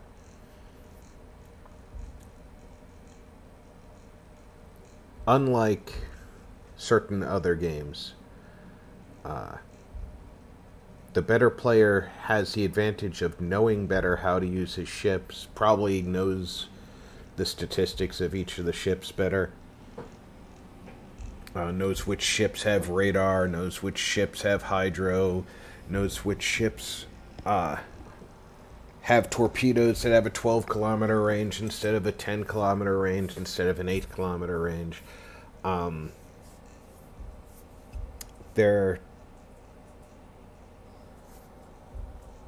They're certainly better players than me in those regards. However, my gunnery is pretty good. And the game is balanced towards luck having a big factor in it. Now, there's certain things that'll never happen. This Minsk will never citadel me. I am the only human... Oh, no, there are two. We've got Dino Glowin from Asia in the Hipper. It's a cruiser, German cruiser. They have another North American player in this cruiser, but that means... their Vladivostok is a human. And I have better artillery than the Vladivostok.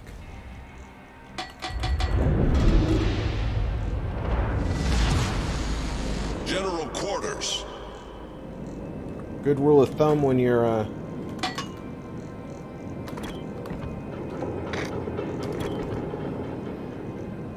playing on a team that's mostly bots. Good luck and fair seas.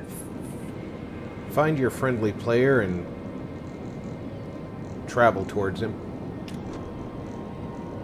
You almost never regret it.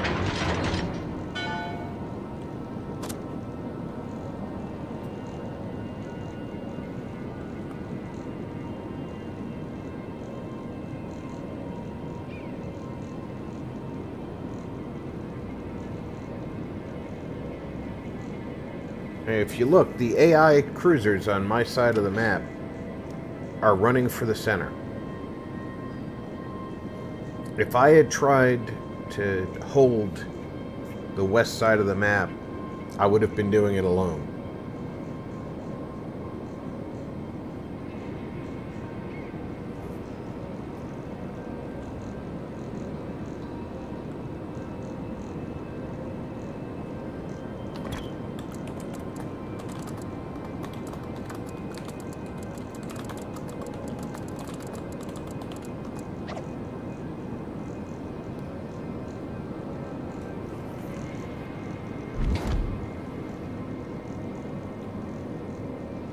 Okay, so that destroyer I want behind that island before I fire.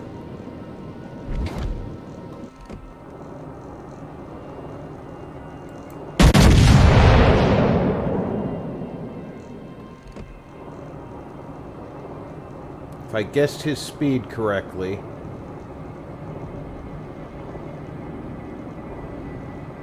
Enemy cruiser detected. Enemy heavily damaged.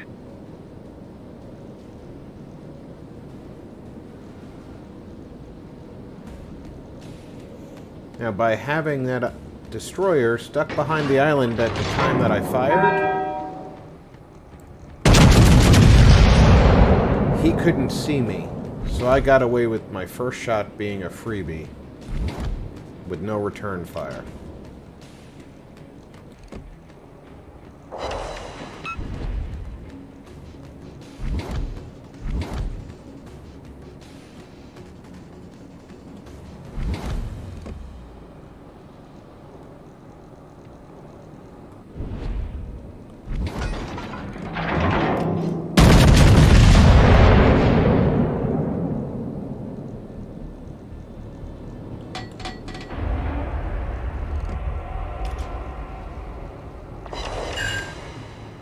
That fire is a good thing. It's a good thing.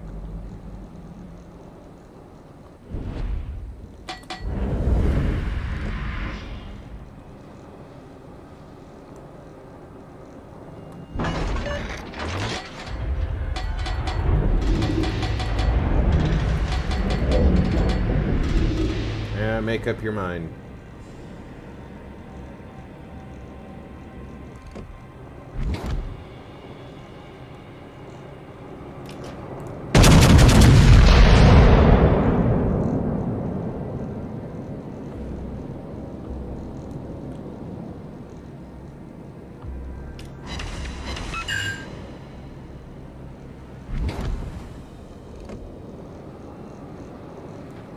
They only have one destroyer to kill. Let's see if we can take him out. None of the AI seem to be shooting at him.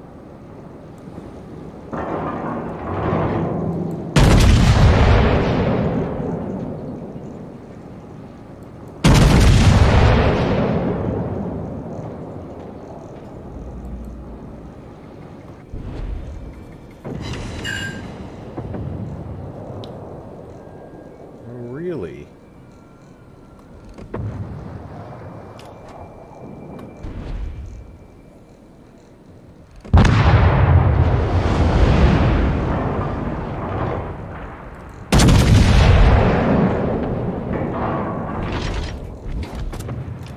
Now I can afford to spam armor piercing at the enemy ships. And Vladivostok wants me to turn.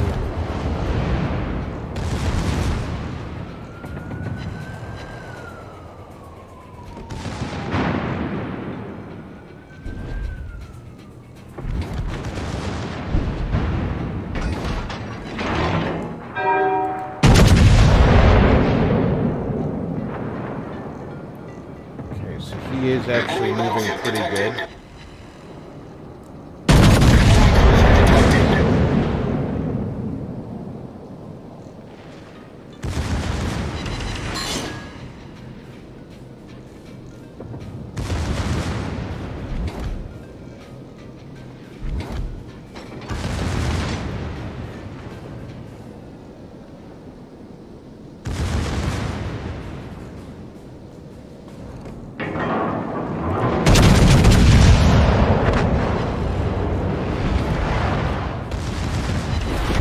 Team has taken the lead.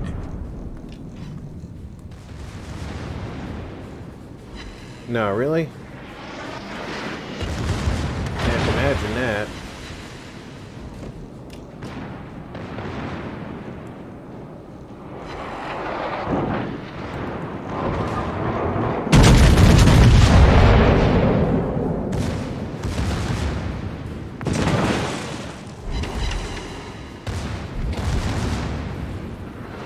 Over penetrations and ricochets. Not helping me. Not helping me at all.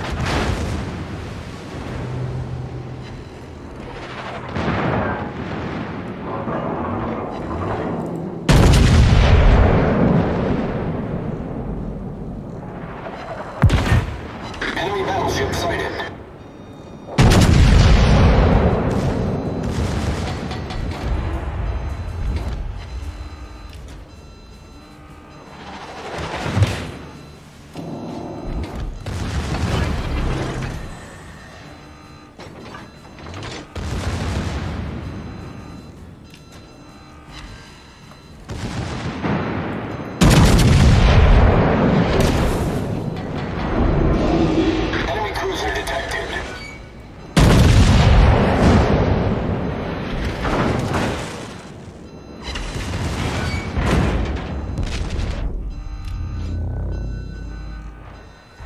That's what the Vladivostok wanted me to turn for.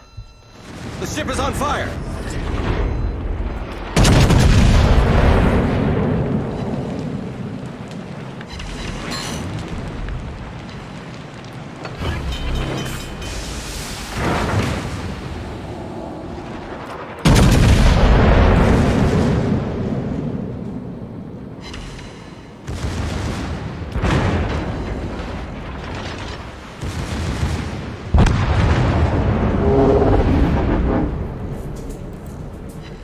What's he doing? Almost undamaged. Taking on a full health North Carolina. And a Devonshire.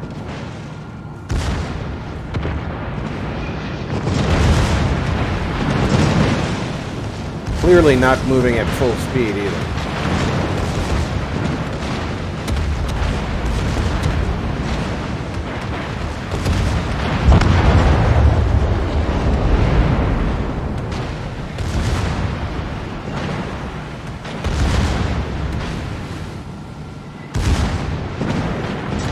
It's not impossible to win, but it's unlikely.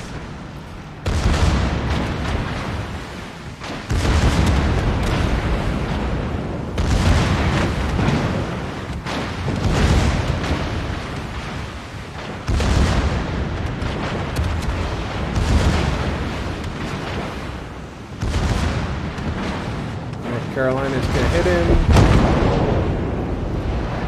Yep.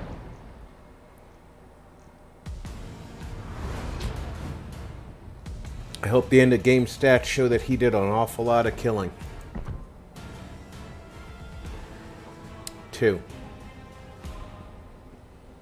I don't feel like he contributed.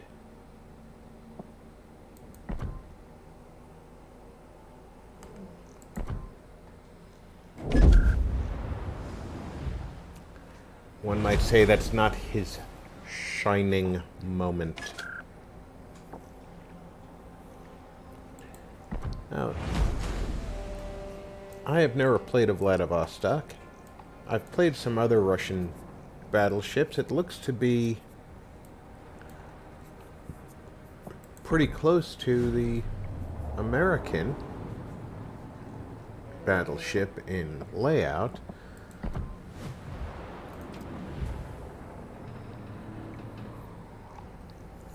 Citadel is pretty close to the...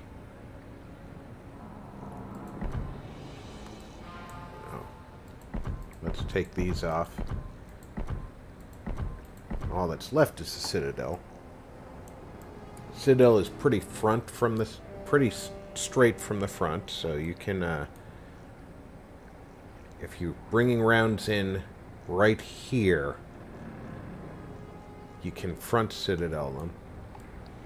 But there's no weird angles, so if you're seeing him from this direction, he's like auto bounce zone in two directions. Right here, you should be getting Citadels all day, but you got to hit them at waterline. Not a bad ship.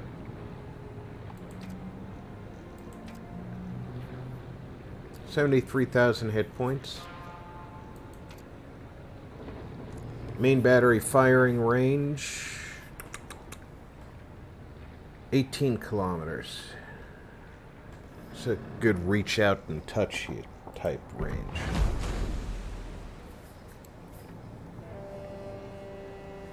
North Carolina outranges.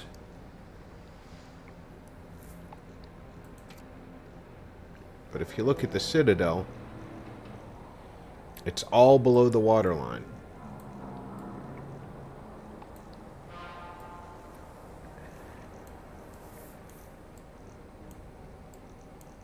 But look at here. Right here. That's all red on the Russian. It's green on the...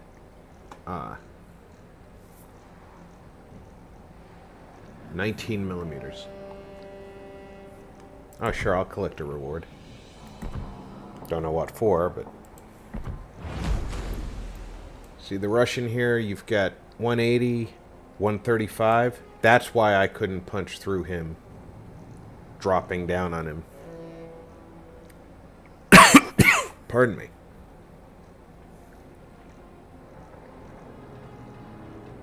So the Vladivostok is vulnerable. Pardon me. But you have to hit him in the right spot from the right angle. Or just wear him down.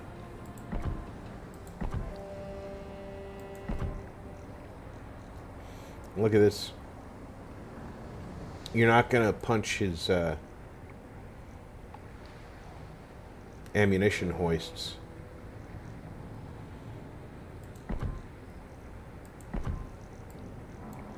The bridge is secure. The turrets themselves, pretty secure. It's a tough little bugger. Shorter range artillery, but harder to punch through him.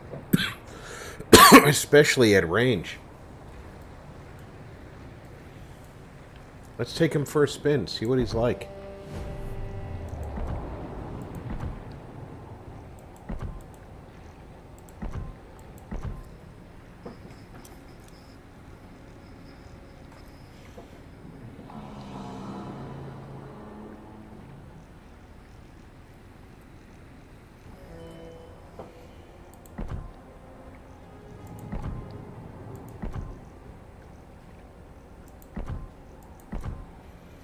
I haven't seen any aircraft carriers tonight, but if there is one out there today on this battle,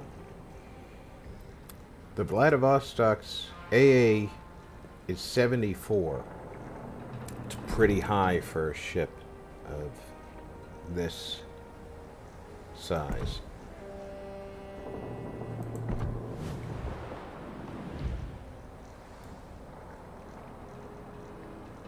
So let's take a look at her. That is a fighter, not a spotter. It looks like they've got provision for a second aircraft.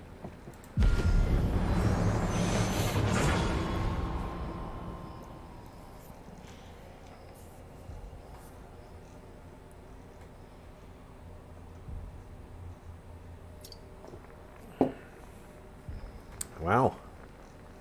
There was an aircraft carrier in play. Let's see if he made it into this battle.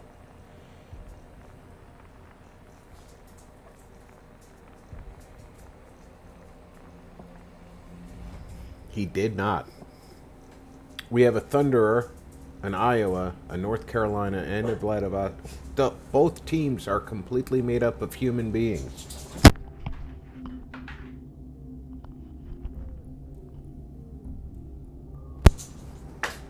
All right, dogs, stop it. You're knocking crap over. I don't like it. Let's make sure that we're... You know what?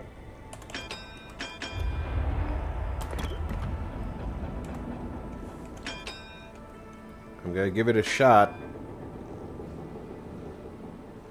Even though we're balanced heavily on the side C, if this cruiser with me Good luck, everyone. heads to A with me, Let's give them a hard time.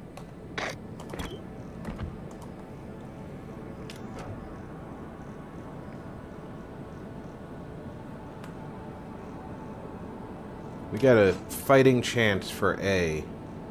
Just the two of Let's us. give them a hard time. Generally, when the battle starts, what you see on our side is a mirror image on the other side. So there's only going to be two ships lined up on their side A, which probably means there's a cruiser and a battleship lined up right here. They could be heading here or here because they're out here all alone, just like we were.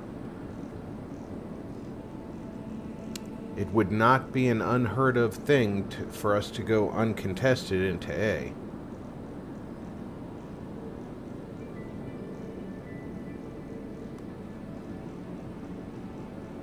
Not having a spotting aircraft definitely affects things. As we know, this is an 18-kilometer range, so the map is roughly 36 kilometers wide for those keeping score or keeping track of such things.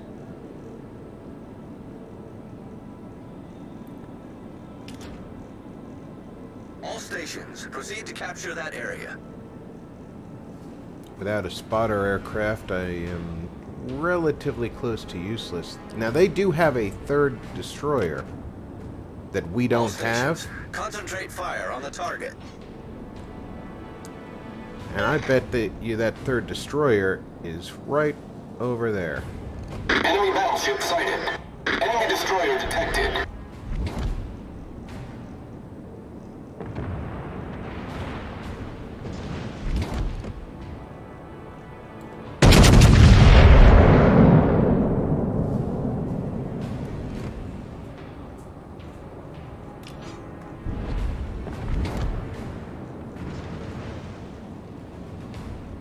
Torpedoes, dead ahead.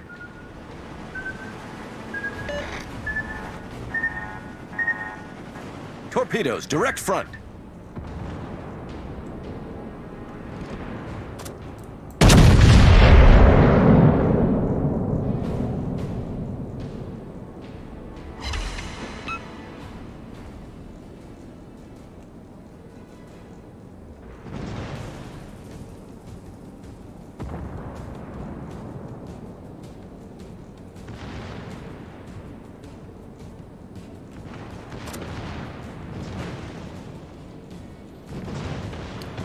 They are fully anticipating that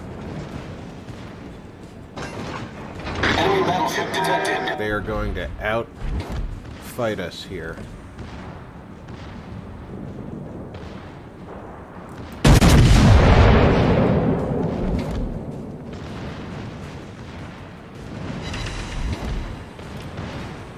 Two ricochets. Boy, that other Vladivostok must have been pretty good at his aim to get as many hits as he got on me. Not to say that I'm a great player, which we already know I don't consider myself. But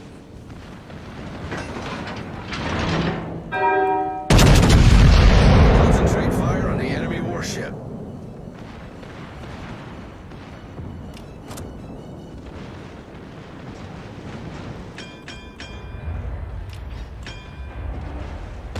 Torpedoes to starboard.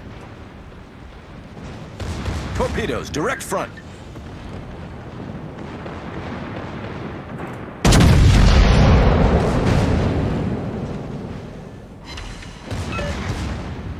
that was a pitiful hit.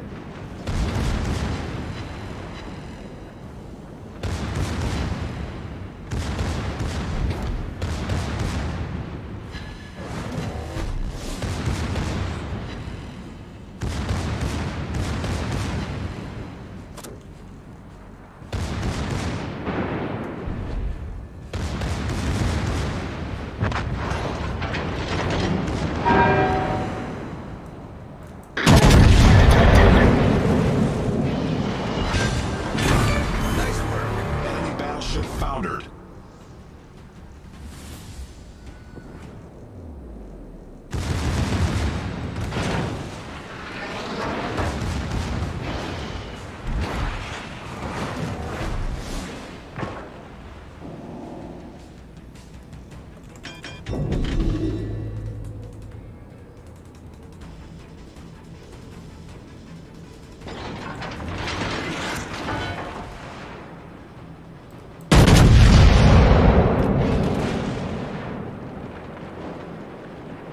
The ship is on fire!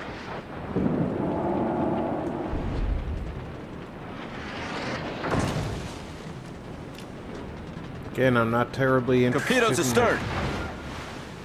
Torpedoes Fire. to port!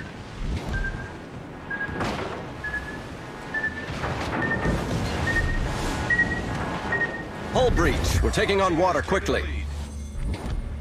I am worried about that hull breach, so I'm going to repair that.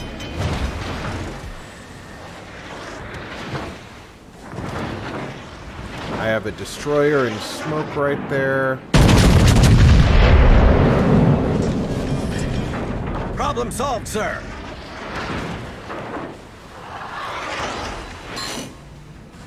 One hit, and it was an over-penetration.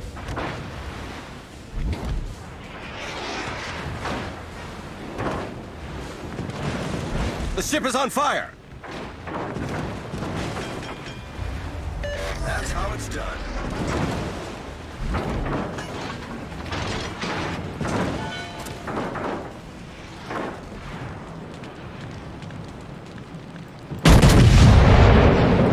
Torpedoes to starboard. Torpedoes astern. Pretty good spread.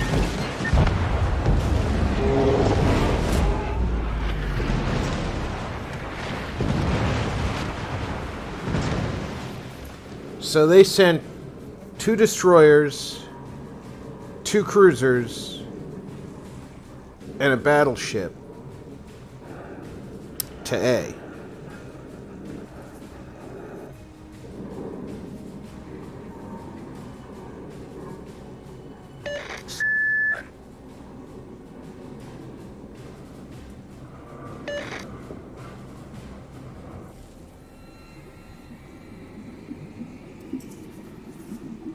That could have gone better, but we're ahead quite a bit because they pushed A instead of pushing C. And they lost the guys who went after B. They're only now in possession of A, which gives them a few points every 5 seconds. Or every 3 seconds. Is it 3 or 5? I don't remember. Hopefully this battleship is loaded with high explosive.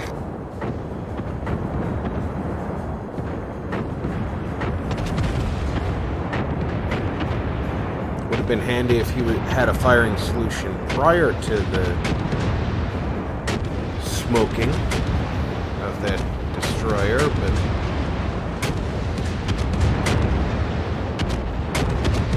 rate of fire on that Minotaur is just withering.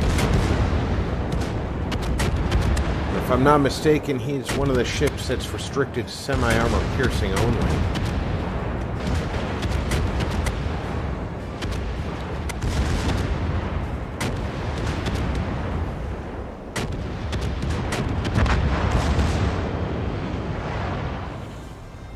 See how he fares with torpedoes. Reporting the position of a He took strategic one. target.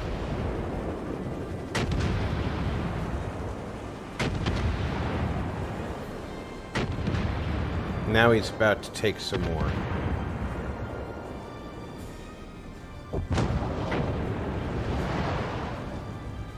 Let's see how he does here. That's how it's done. Nice steering. Nice.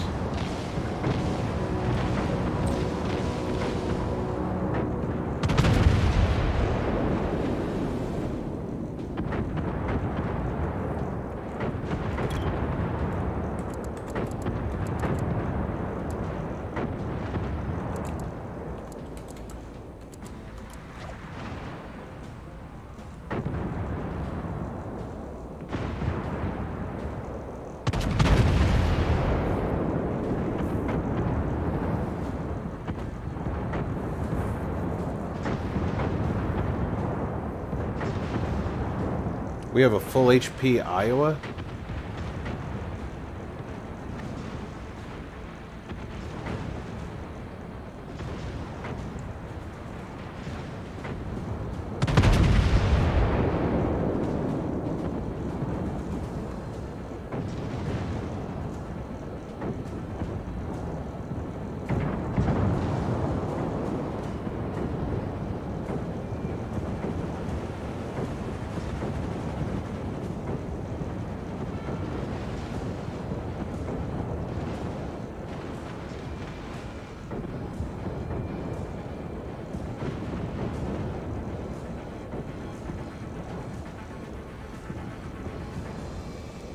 The Admiral Nevesky does not have the sustained firepower of a Minotaur. Impressive rate of fire, just not the same.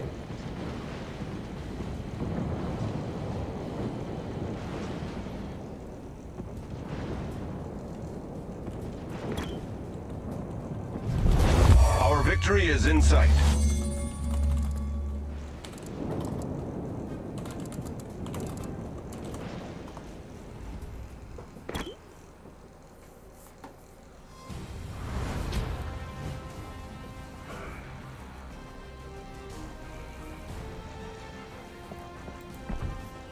The only reason... Oh, wow. I must have had a lot of contribution damage then. Let's take a look at my stats. Stats. Detailed report. Why did I go to the credits XP? Potential damage, almost 1 million.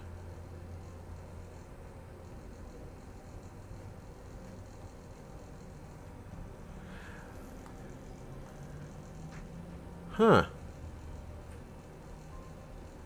How did I end up in the middle of the team? Did these guys just suck that badly? Not to be rude to them.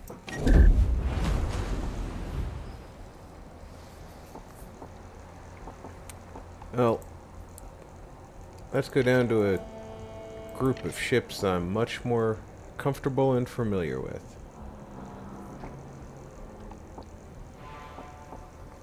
just for giggles and grins, I am going to take the St. Louis out. And because it's low tier, I'm going to go to a co-op battle for it.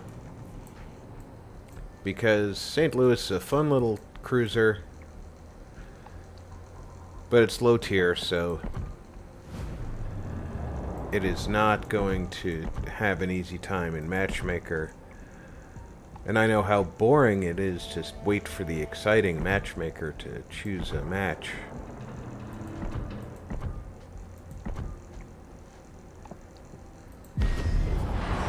It's a little different when the matches are exciting.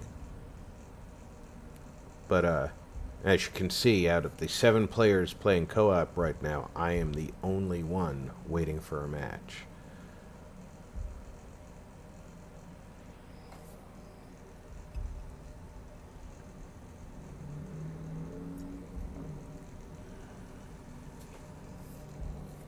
I'm number 1. Why try harder?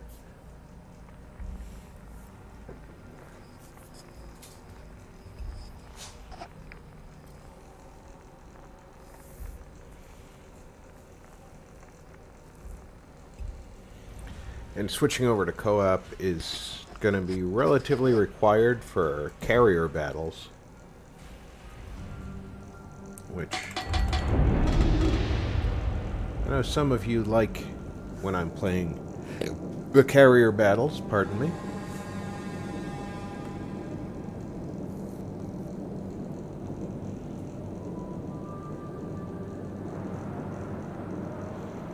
As you can see, the weather deck up here, the commander during the battle is really only under a canvas awning on a canvas railing. This is a World War I era ship. Action stations. No turrets to speak of, although the fore and aft main gun are on pivots. But you'll notice that there are 14 guns. If I go straight that way, I have 7 of them ready. Or 8 of them, of the 14.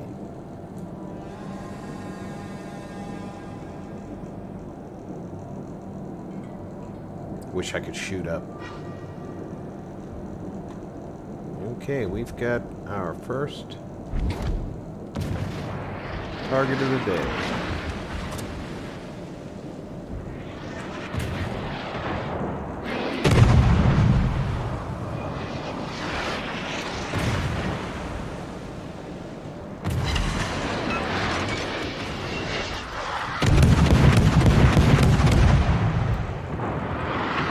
If you look, that's another St. Louis.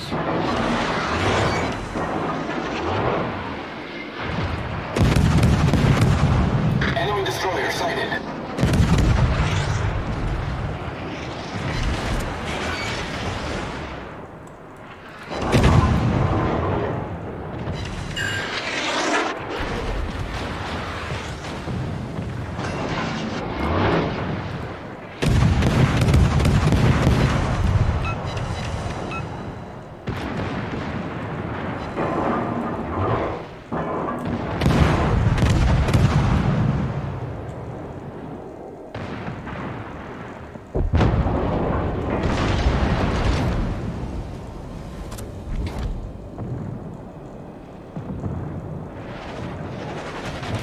That's the other nice thing about the AI, they're predictable.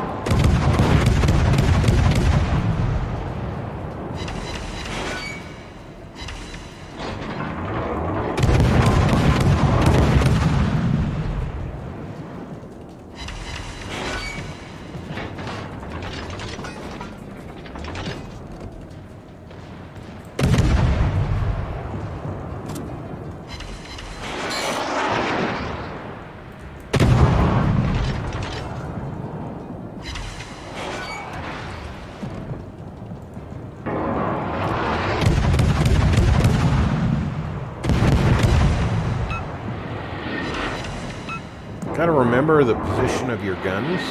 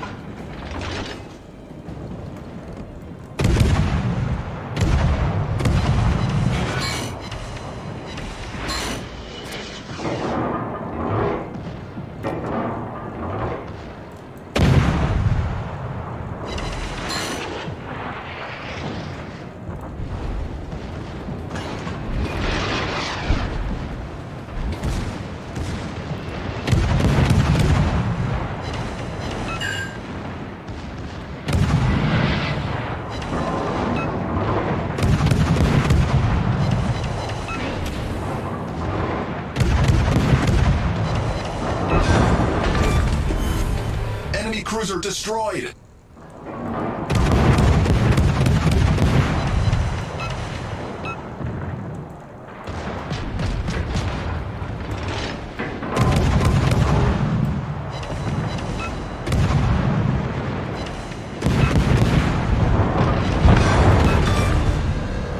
Enemy destroyer foundered.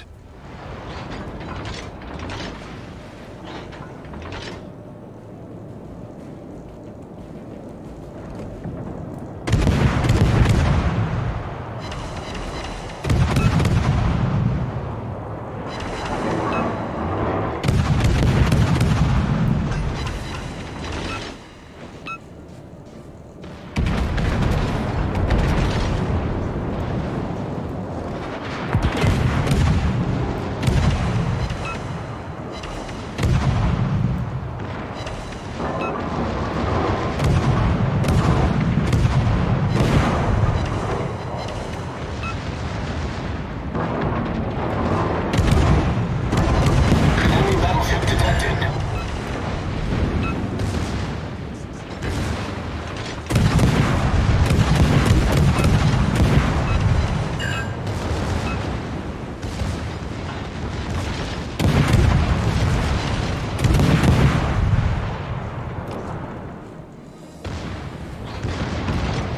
Like I said, they are predictable. Their programming requires them to try to win.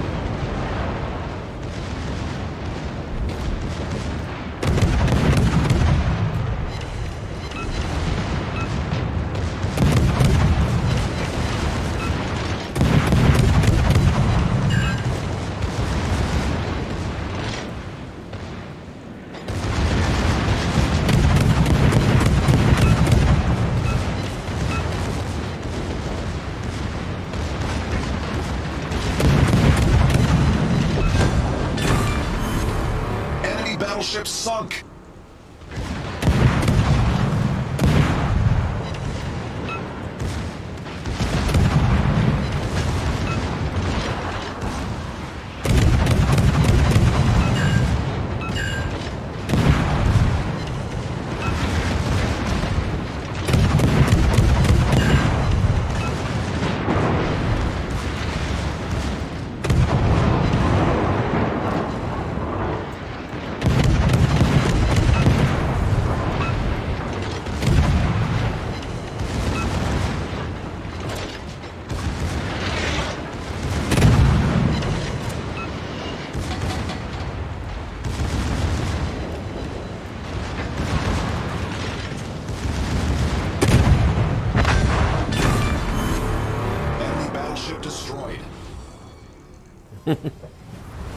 The AI, once you get to a certain part of the game, will do their damnedest to win. And the only way to win at certain... Look at that. Even though I didn't have more kills than the rest of my team combined, I far outstripped the base XP of any of them. That tells you that the quality AI is not really high.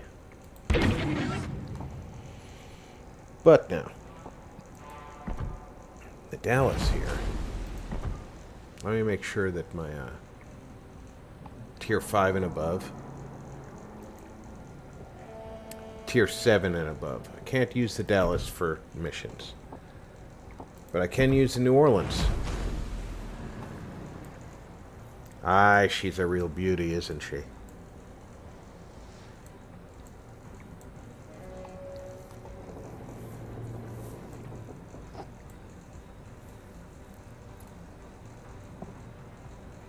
Give her some flags.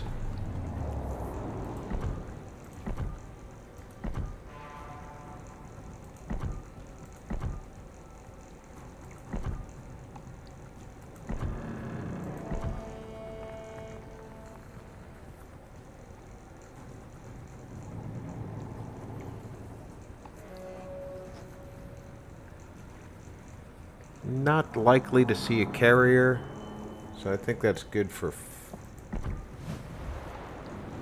flags.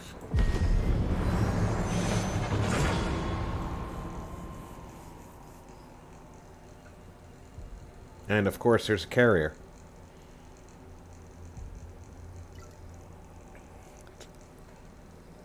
Generally speaking though, Matchmaker, when there's only one carrier in the queue, will not put them in the battle.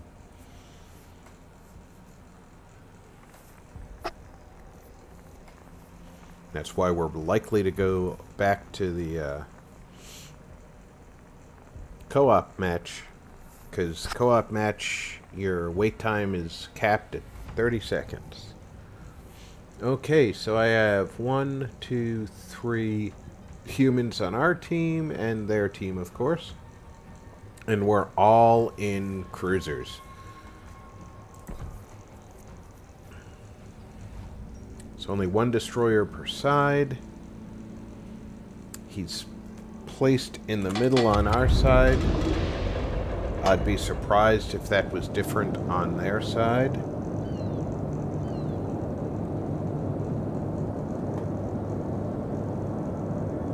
All of my human teammates are to my left.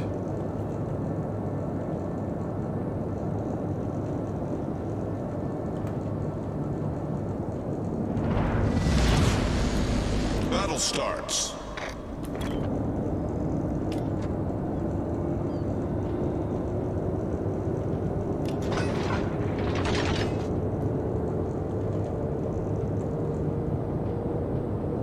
Although that Mogami is a living being and he's on my immediate port side. Let's see if...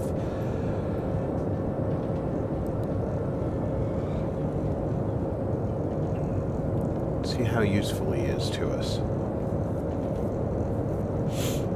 Looks like he's going to assist me.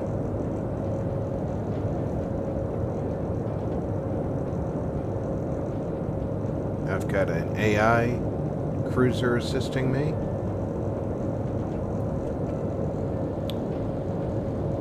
And that looks like an AI cruiser that's also just going straight ahead on the flank there.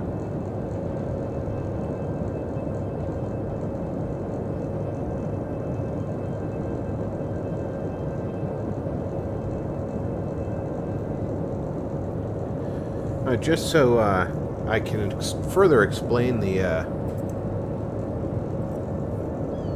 chance to detonate your magazine.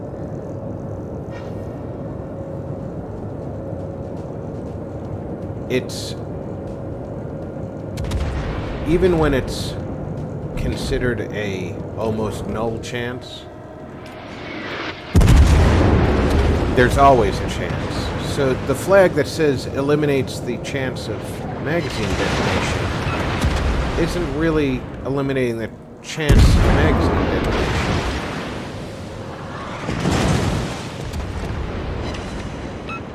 The ship is on fire! Okay, there.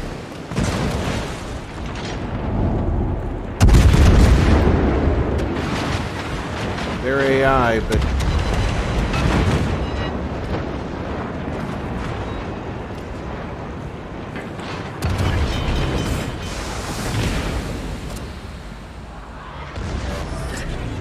Problem solved, sir!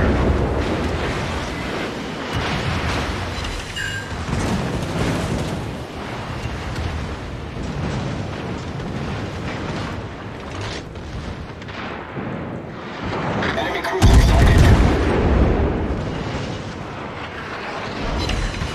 that's a live player.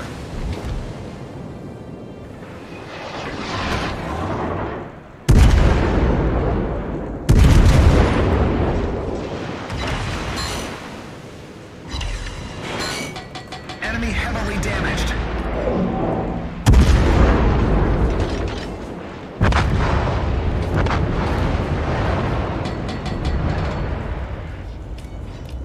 I do not want to face that live player if I can avoid him right now.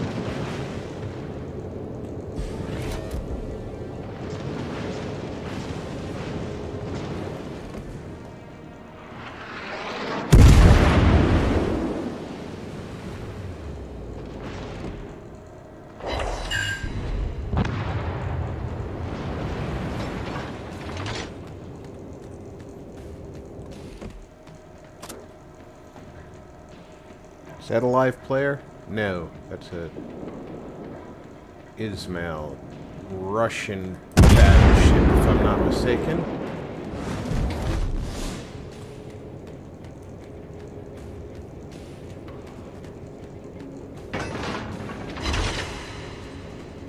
Just some ricochets. It's the distance. No, no, no. The neighbor's dog's barking enough. Stop. Torpedoes to starboard. See what I want to do.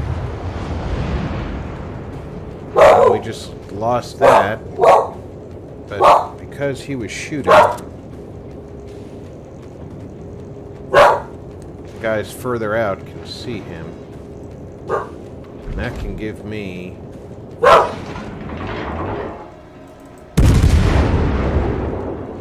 a chance to pulverize him a little bit. Enemy destroyer sighted.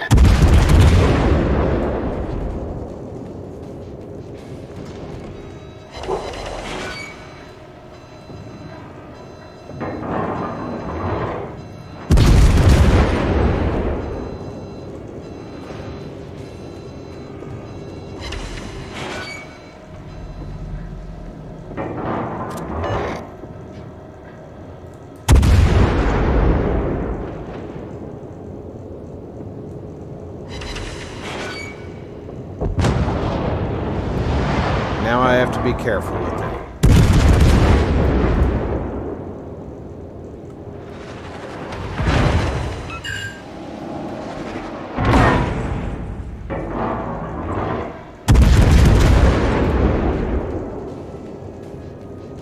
Keep that rudder shift working.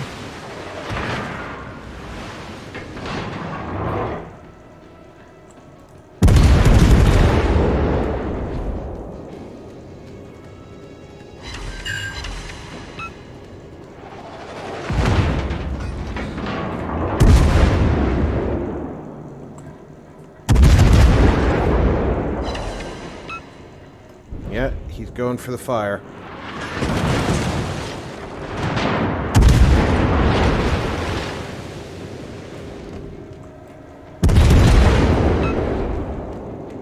I might have outsmarted him, though.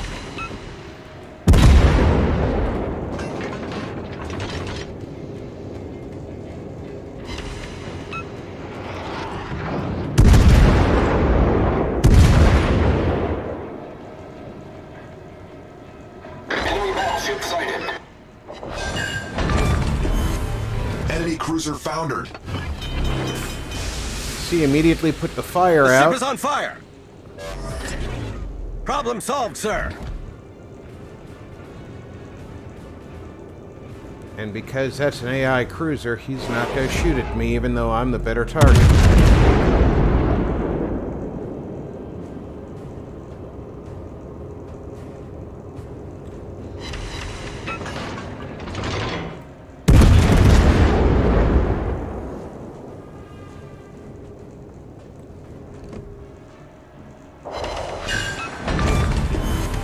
Enemy cruiser foundered.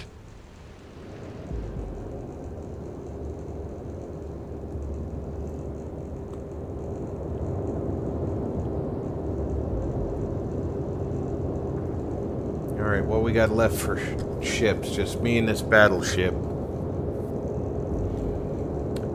And they still have a human in a flint who's got to kill.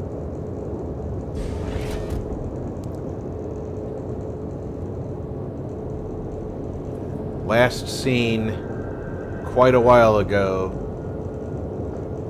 in the middle of those islands. Is that our Flint? No, that's the Ismail battleship.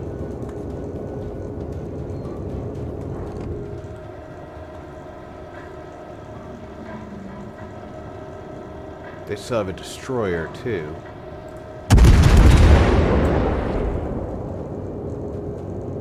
Oh, he's gonna hit me, too.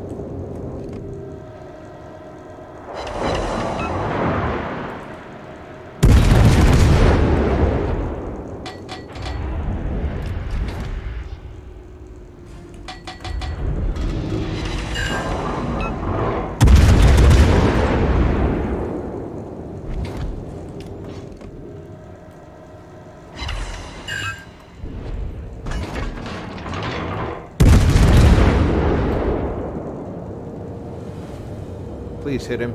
Please hit him.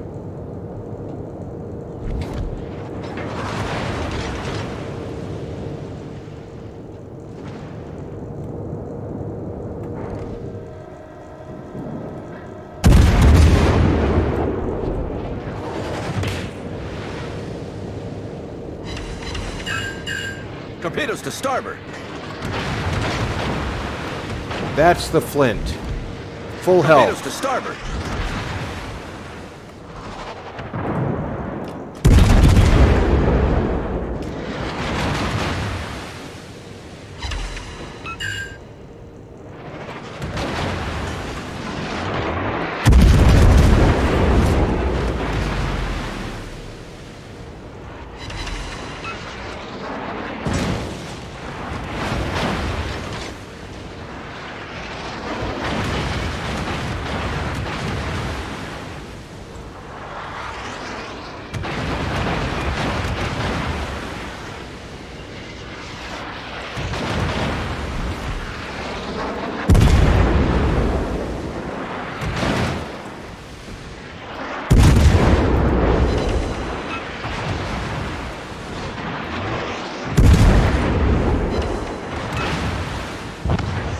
You are the last hope. Certainly sucks for us then.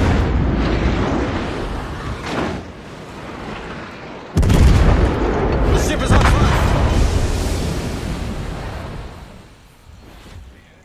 I got an award right before I died. High caliber? Yes, sir. Okay.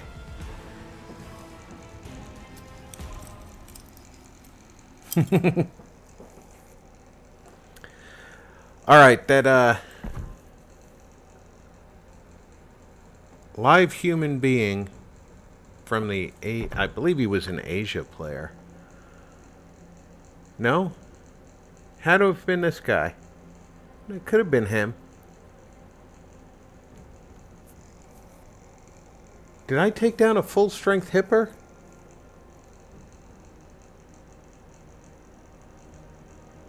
I guess that was him. He thought he had my number, and he did a lot of damage to me. But for some reason, he was just inaccurate as all heck when we re-engaged afterwards. Where's the Flint? Only did 4,900 to him. Would have been nice to have set some fires on his butt. 98,000's not a bad damage number for the day on that ship. But now if you go up into Tier 8,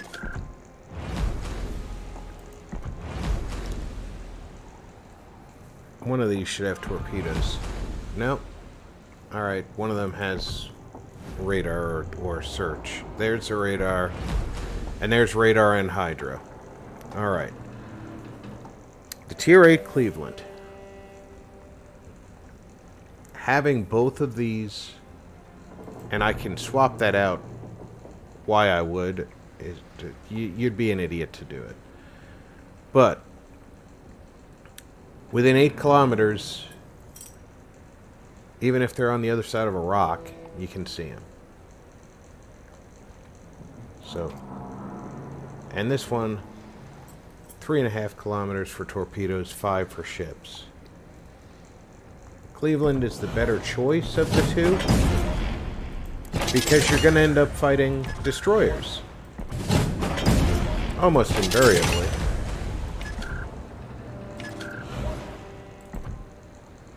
Now what you really want now is to think about this. Because you have a duration on these, see? The action time is 27 seconds. 10% is 2.7 seconds. So 29 seconds, almost 30 seconds.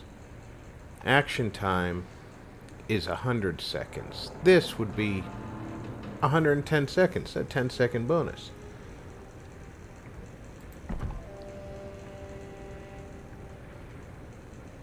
Very, very difficult to make choices with. But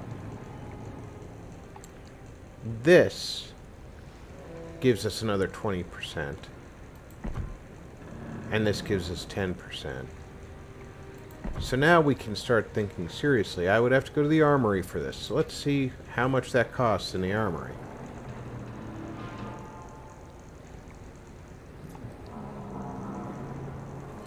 Because an extra 30% makes that a lot better. 17,000 coal. And I do have enough.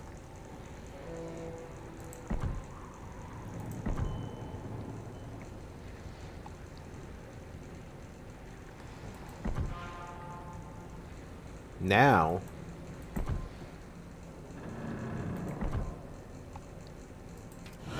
I can put that on there.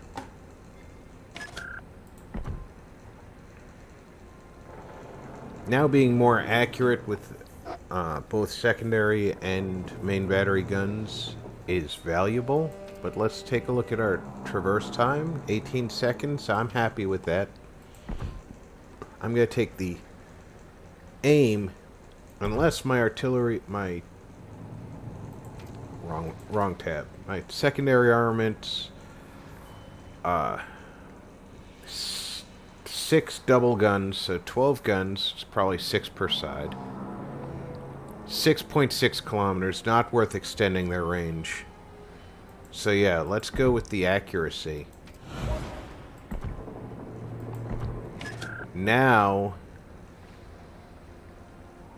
I can get up and go faster, or I can steer faster. Rudder shift time is 7.2 seconds automatically, so let's go with steer faster, and now we get an extra 10%. And the full time of this is now 35 seconds, almost 36 seconds. That's what I wanted. Now let's see what we can do with him in here, because this is action time on the radar, another 10%. So that's going to be one that we definitely take. This gives you an extra consumable for the things, so we're definitely going to take that. This keeps us maneuvering even if we lose engine or rudder. But we know we're going to take these two. concealment, it's decent. I mean, it's a 55. But let's see if there's anything that we can do to increase our combat effectiveness.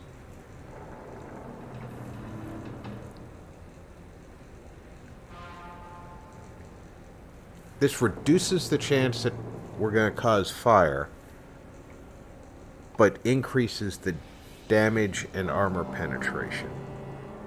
Well, increases the armor penetration, which can increase damage. I would rather have fires start, so we're going to take this one right now, but we may end up redistributing points later. Still have 9 points to spend.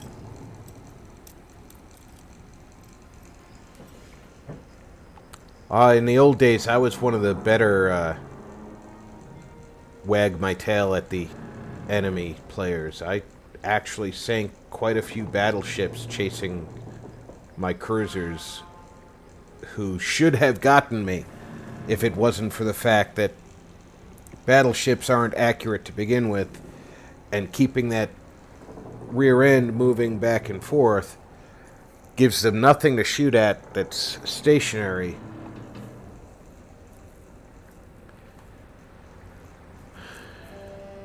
Let's go ahead and take that. Leaves us with 5 points. There is nothing in the 2-point range recommended, but that one is one I like.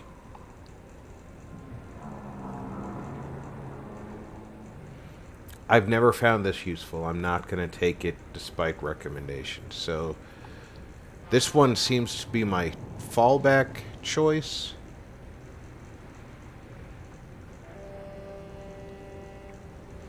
I can do more damage, but get less fires.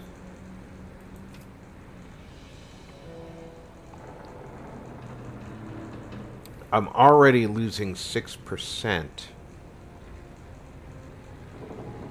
So, if I get rid of that, I have a 12% chance of causing a fire.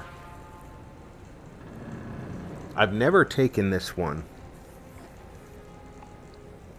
It basically gives you an indicator where the closest enemy ship is. Not how close they are, just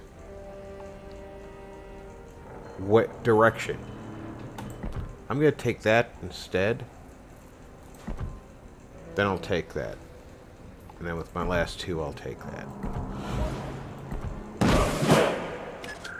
Because 12% chance of starting a fire, that's a decent chance of starting a fire.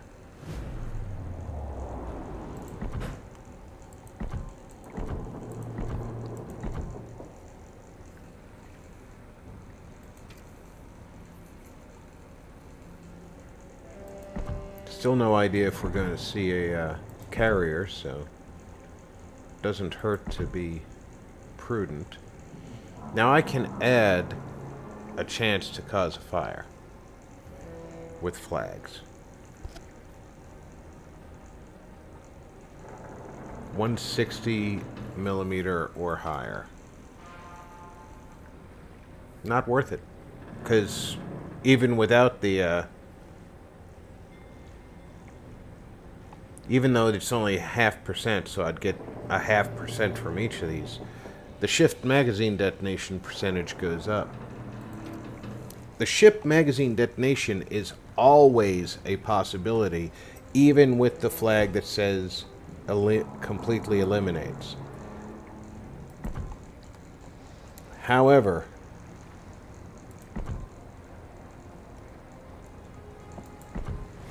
that's only true if you're hitting the Citadel. So the round would have had to have been detonating your ship and cause a Citadel hit at the same time.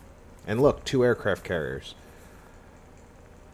This is a good chance that we're going to see one on each team.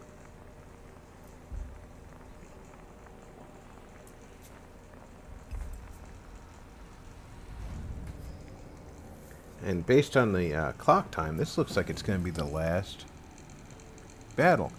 No, you hit the rack. Go ahead, Groucho. I appreciate your being here. No need to apologize, just what I should have said. But, I appreciate your time. I hope you enjoyed the show.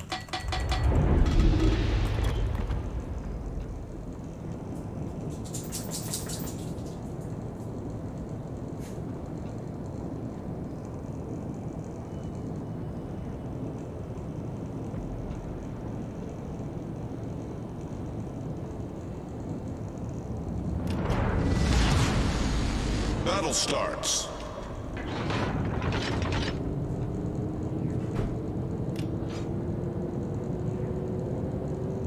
Closest enemy ship is dead ahead.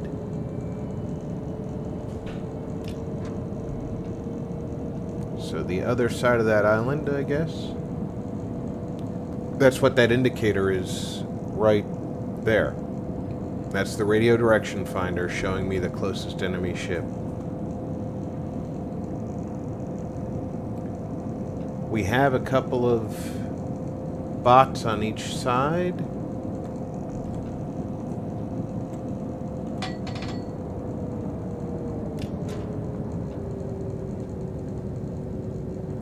Let's see if that aircraft spots somebody. Not in my firing range, of course. Closest enemy ship is right there according to this, but right there according to my radio direction finder. Now he's over here. Almost definitely detecting a destroyer on this side.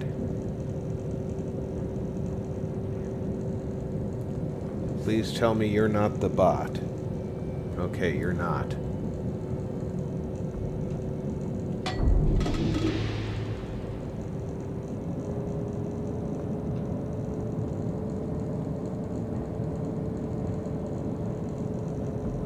Now remember, I have an 8-kilometer range, which is roughly half the range of my main battery shells. So that tells you how far my radar can reach.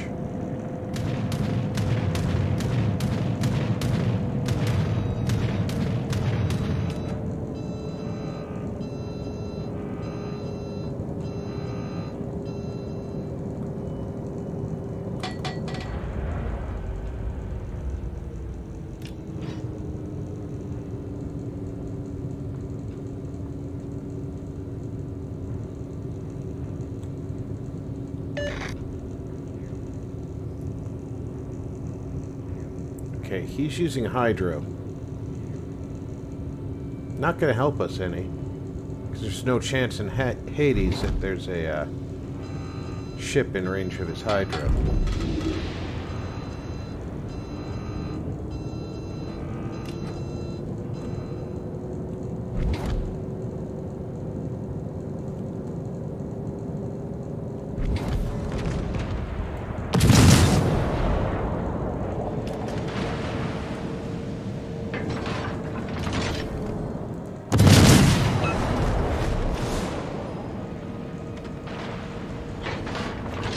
Enemy cruiser detected.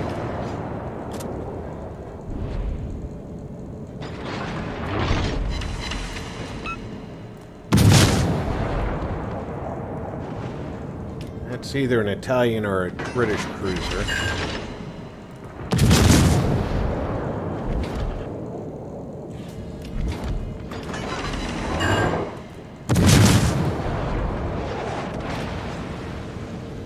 He is definitely within 8 kilometers, so I'm going to use my radar.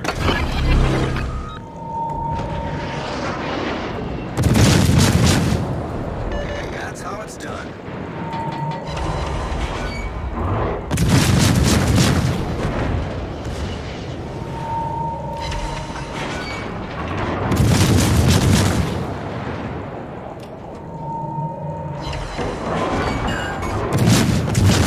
Main turret critically damaged.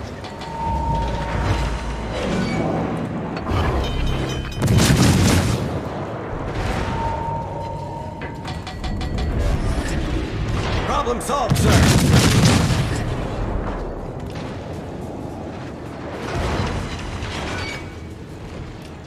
Enemy aircraft carrier detected.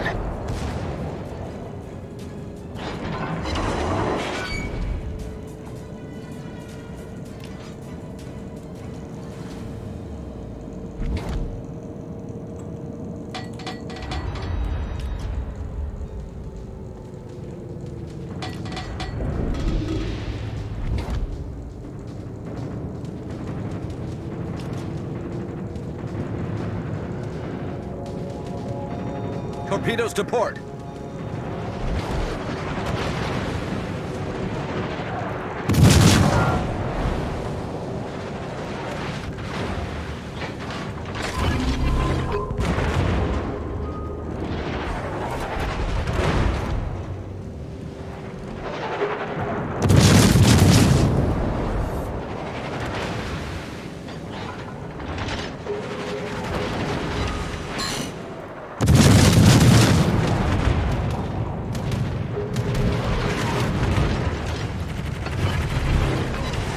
Anti-aircraft gun crews are on full alert. Torpedoes astern.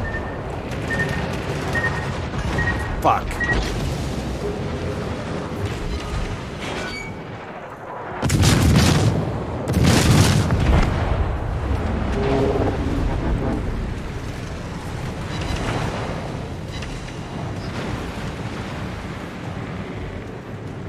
There were two of us alone.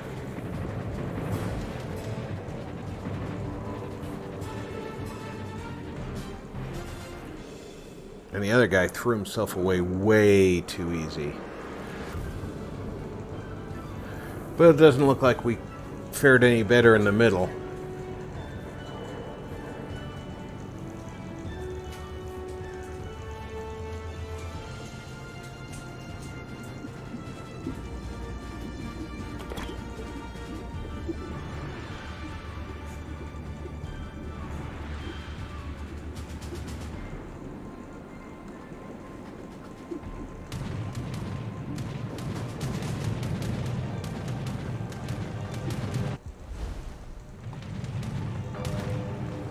That was a great battle.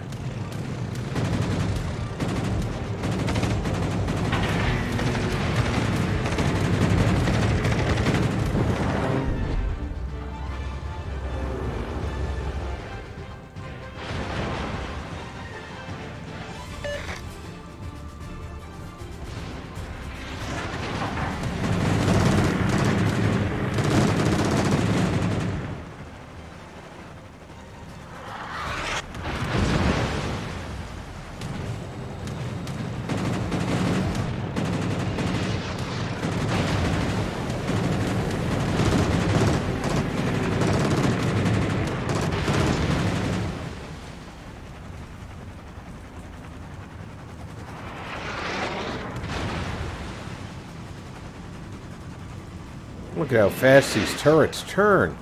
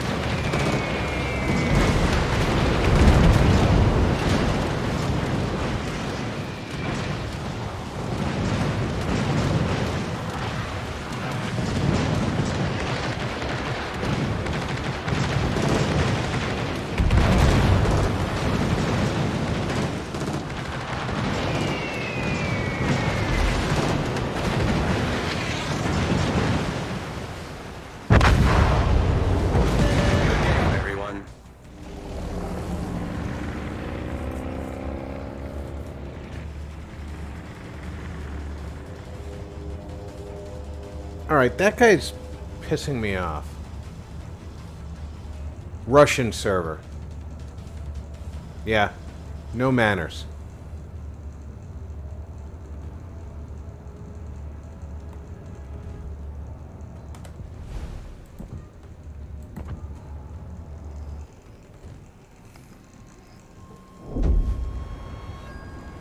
And as that brings us past 8 o'clock my time, which is, of course, 10 o'clock Central, I'm going to say thank you, everybody, for coming out and staying with me up to the 3 hours that you've been here.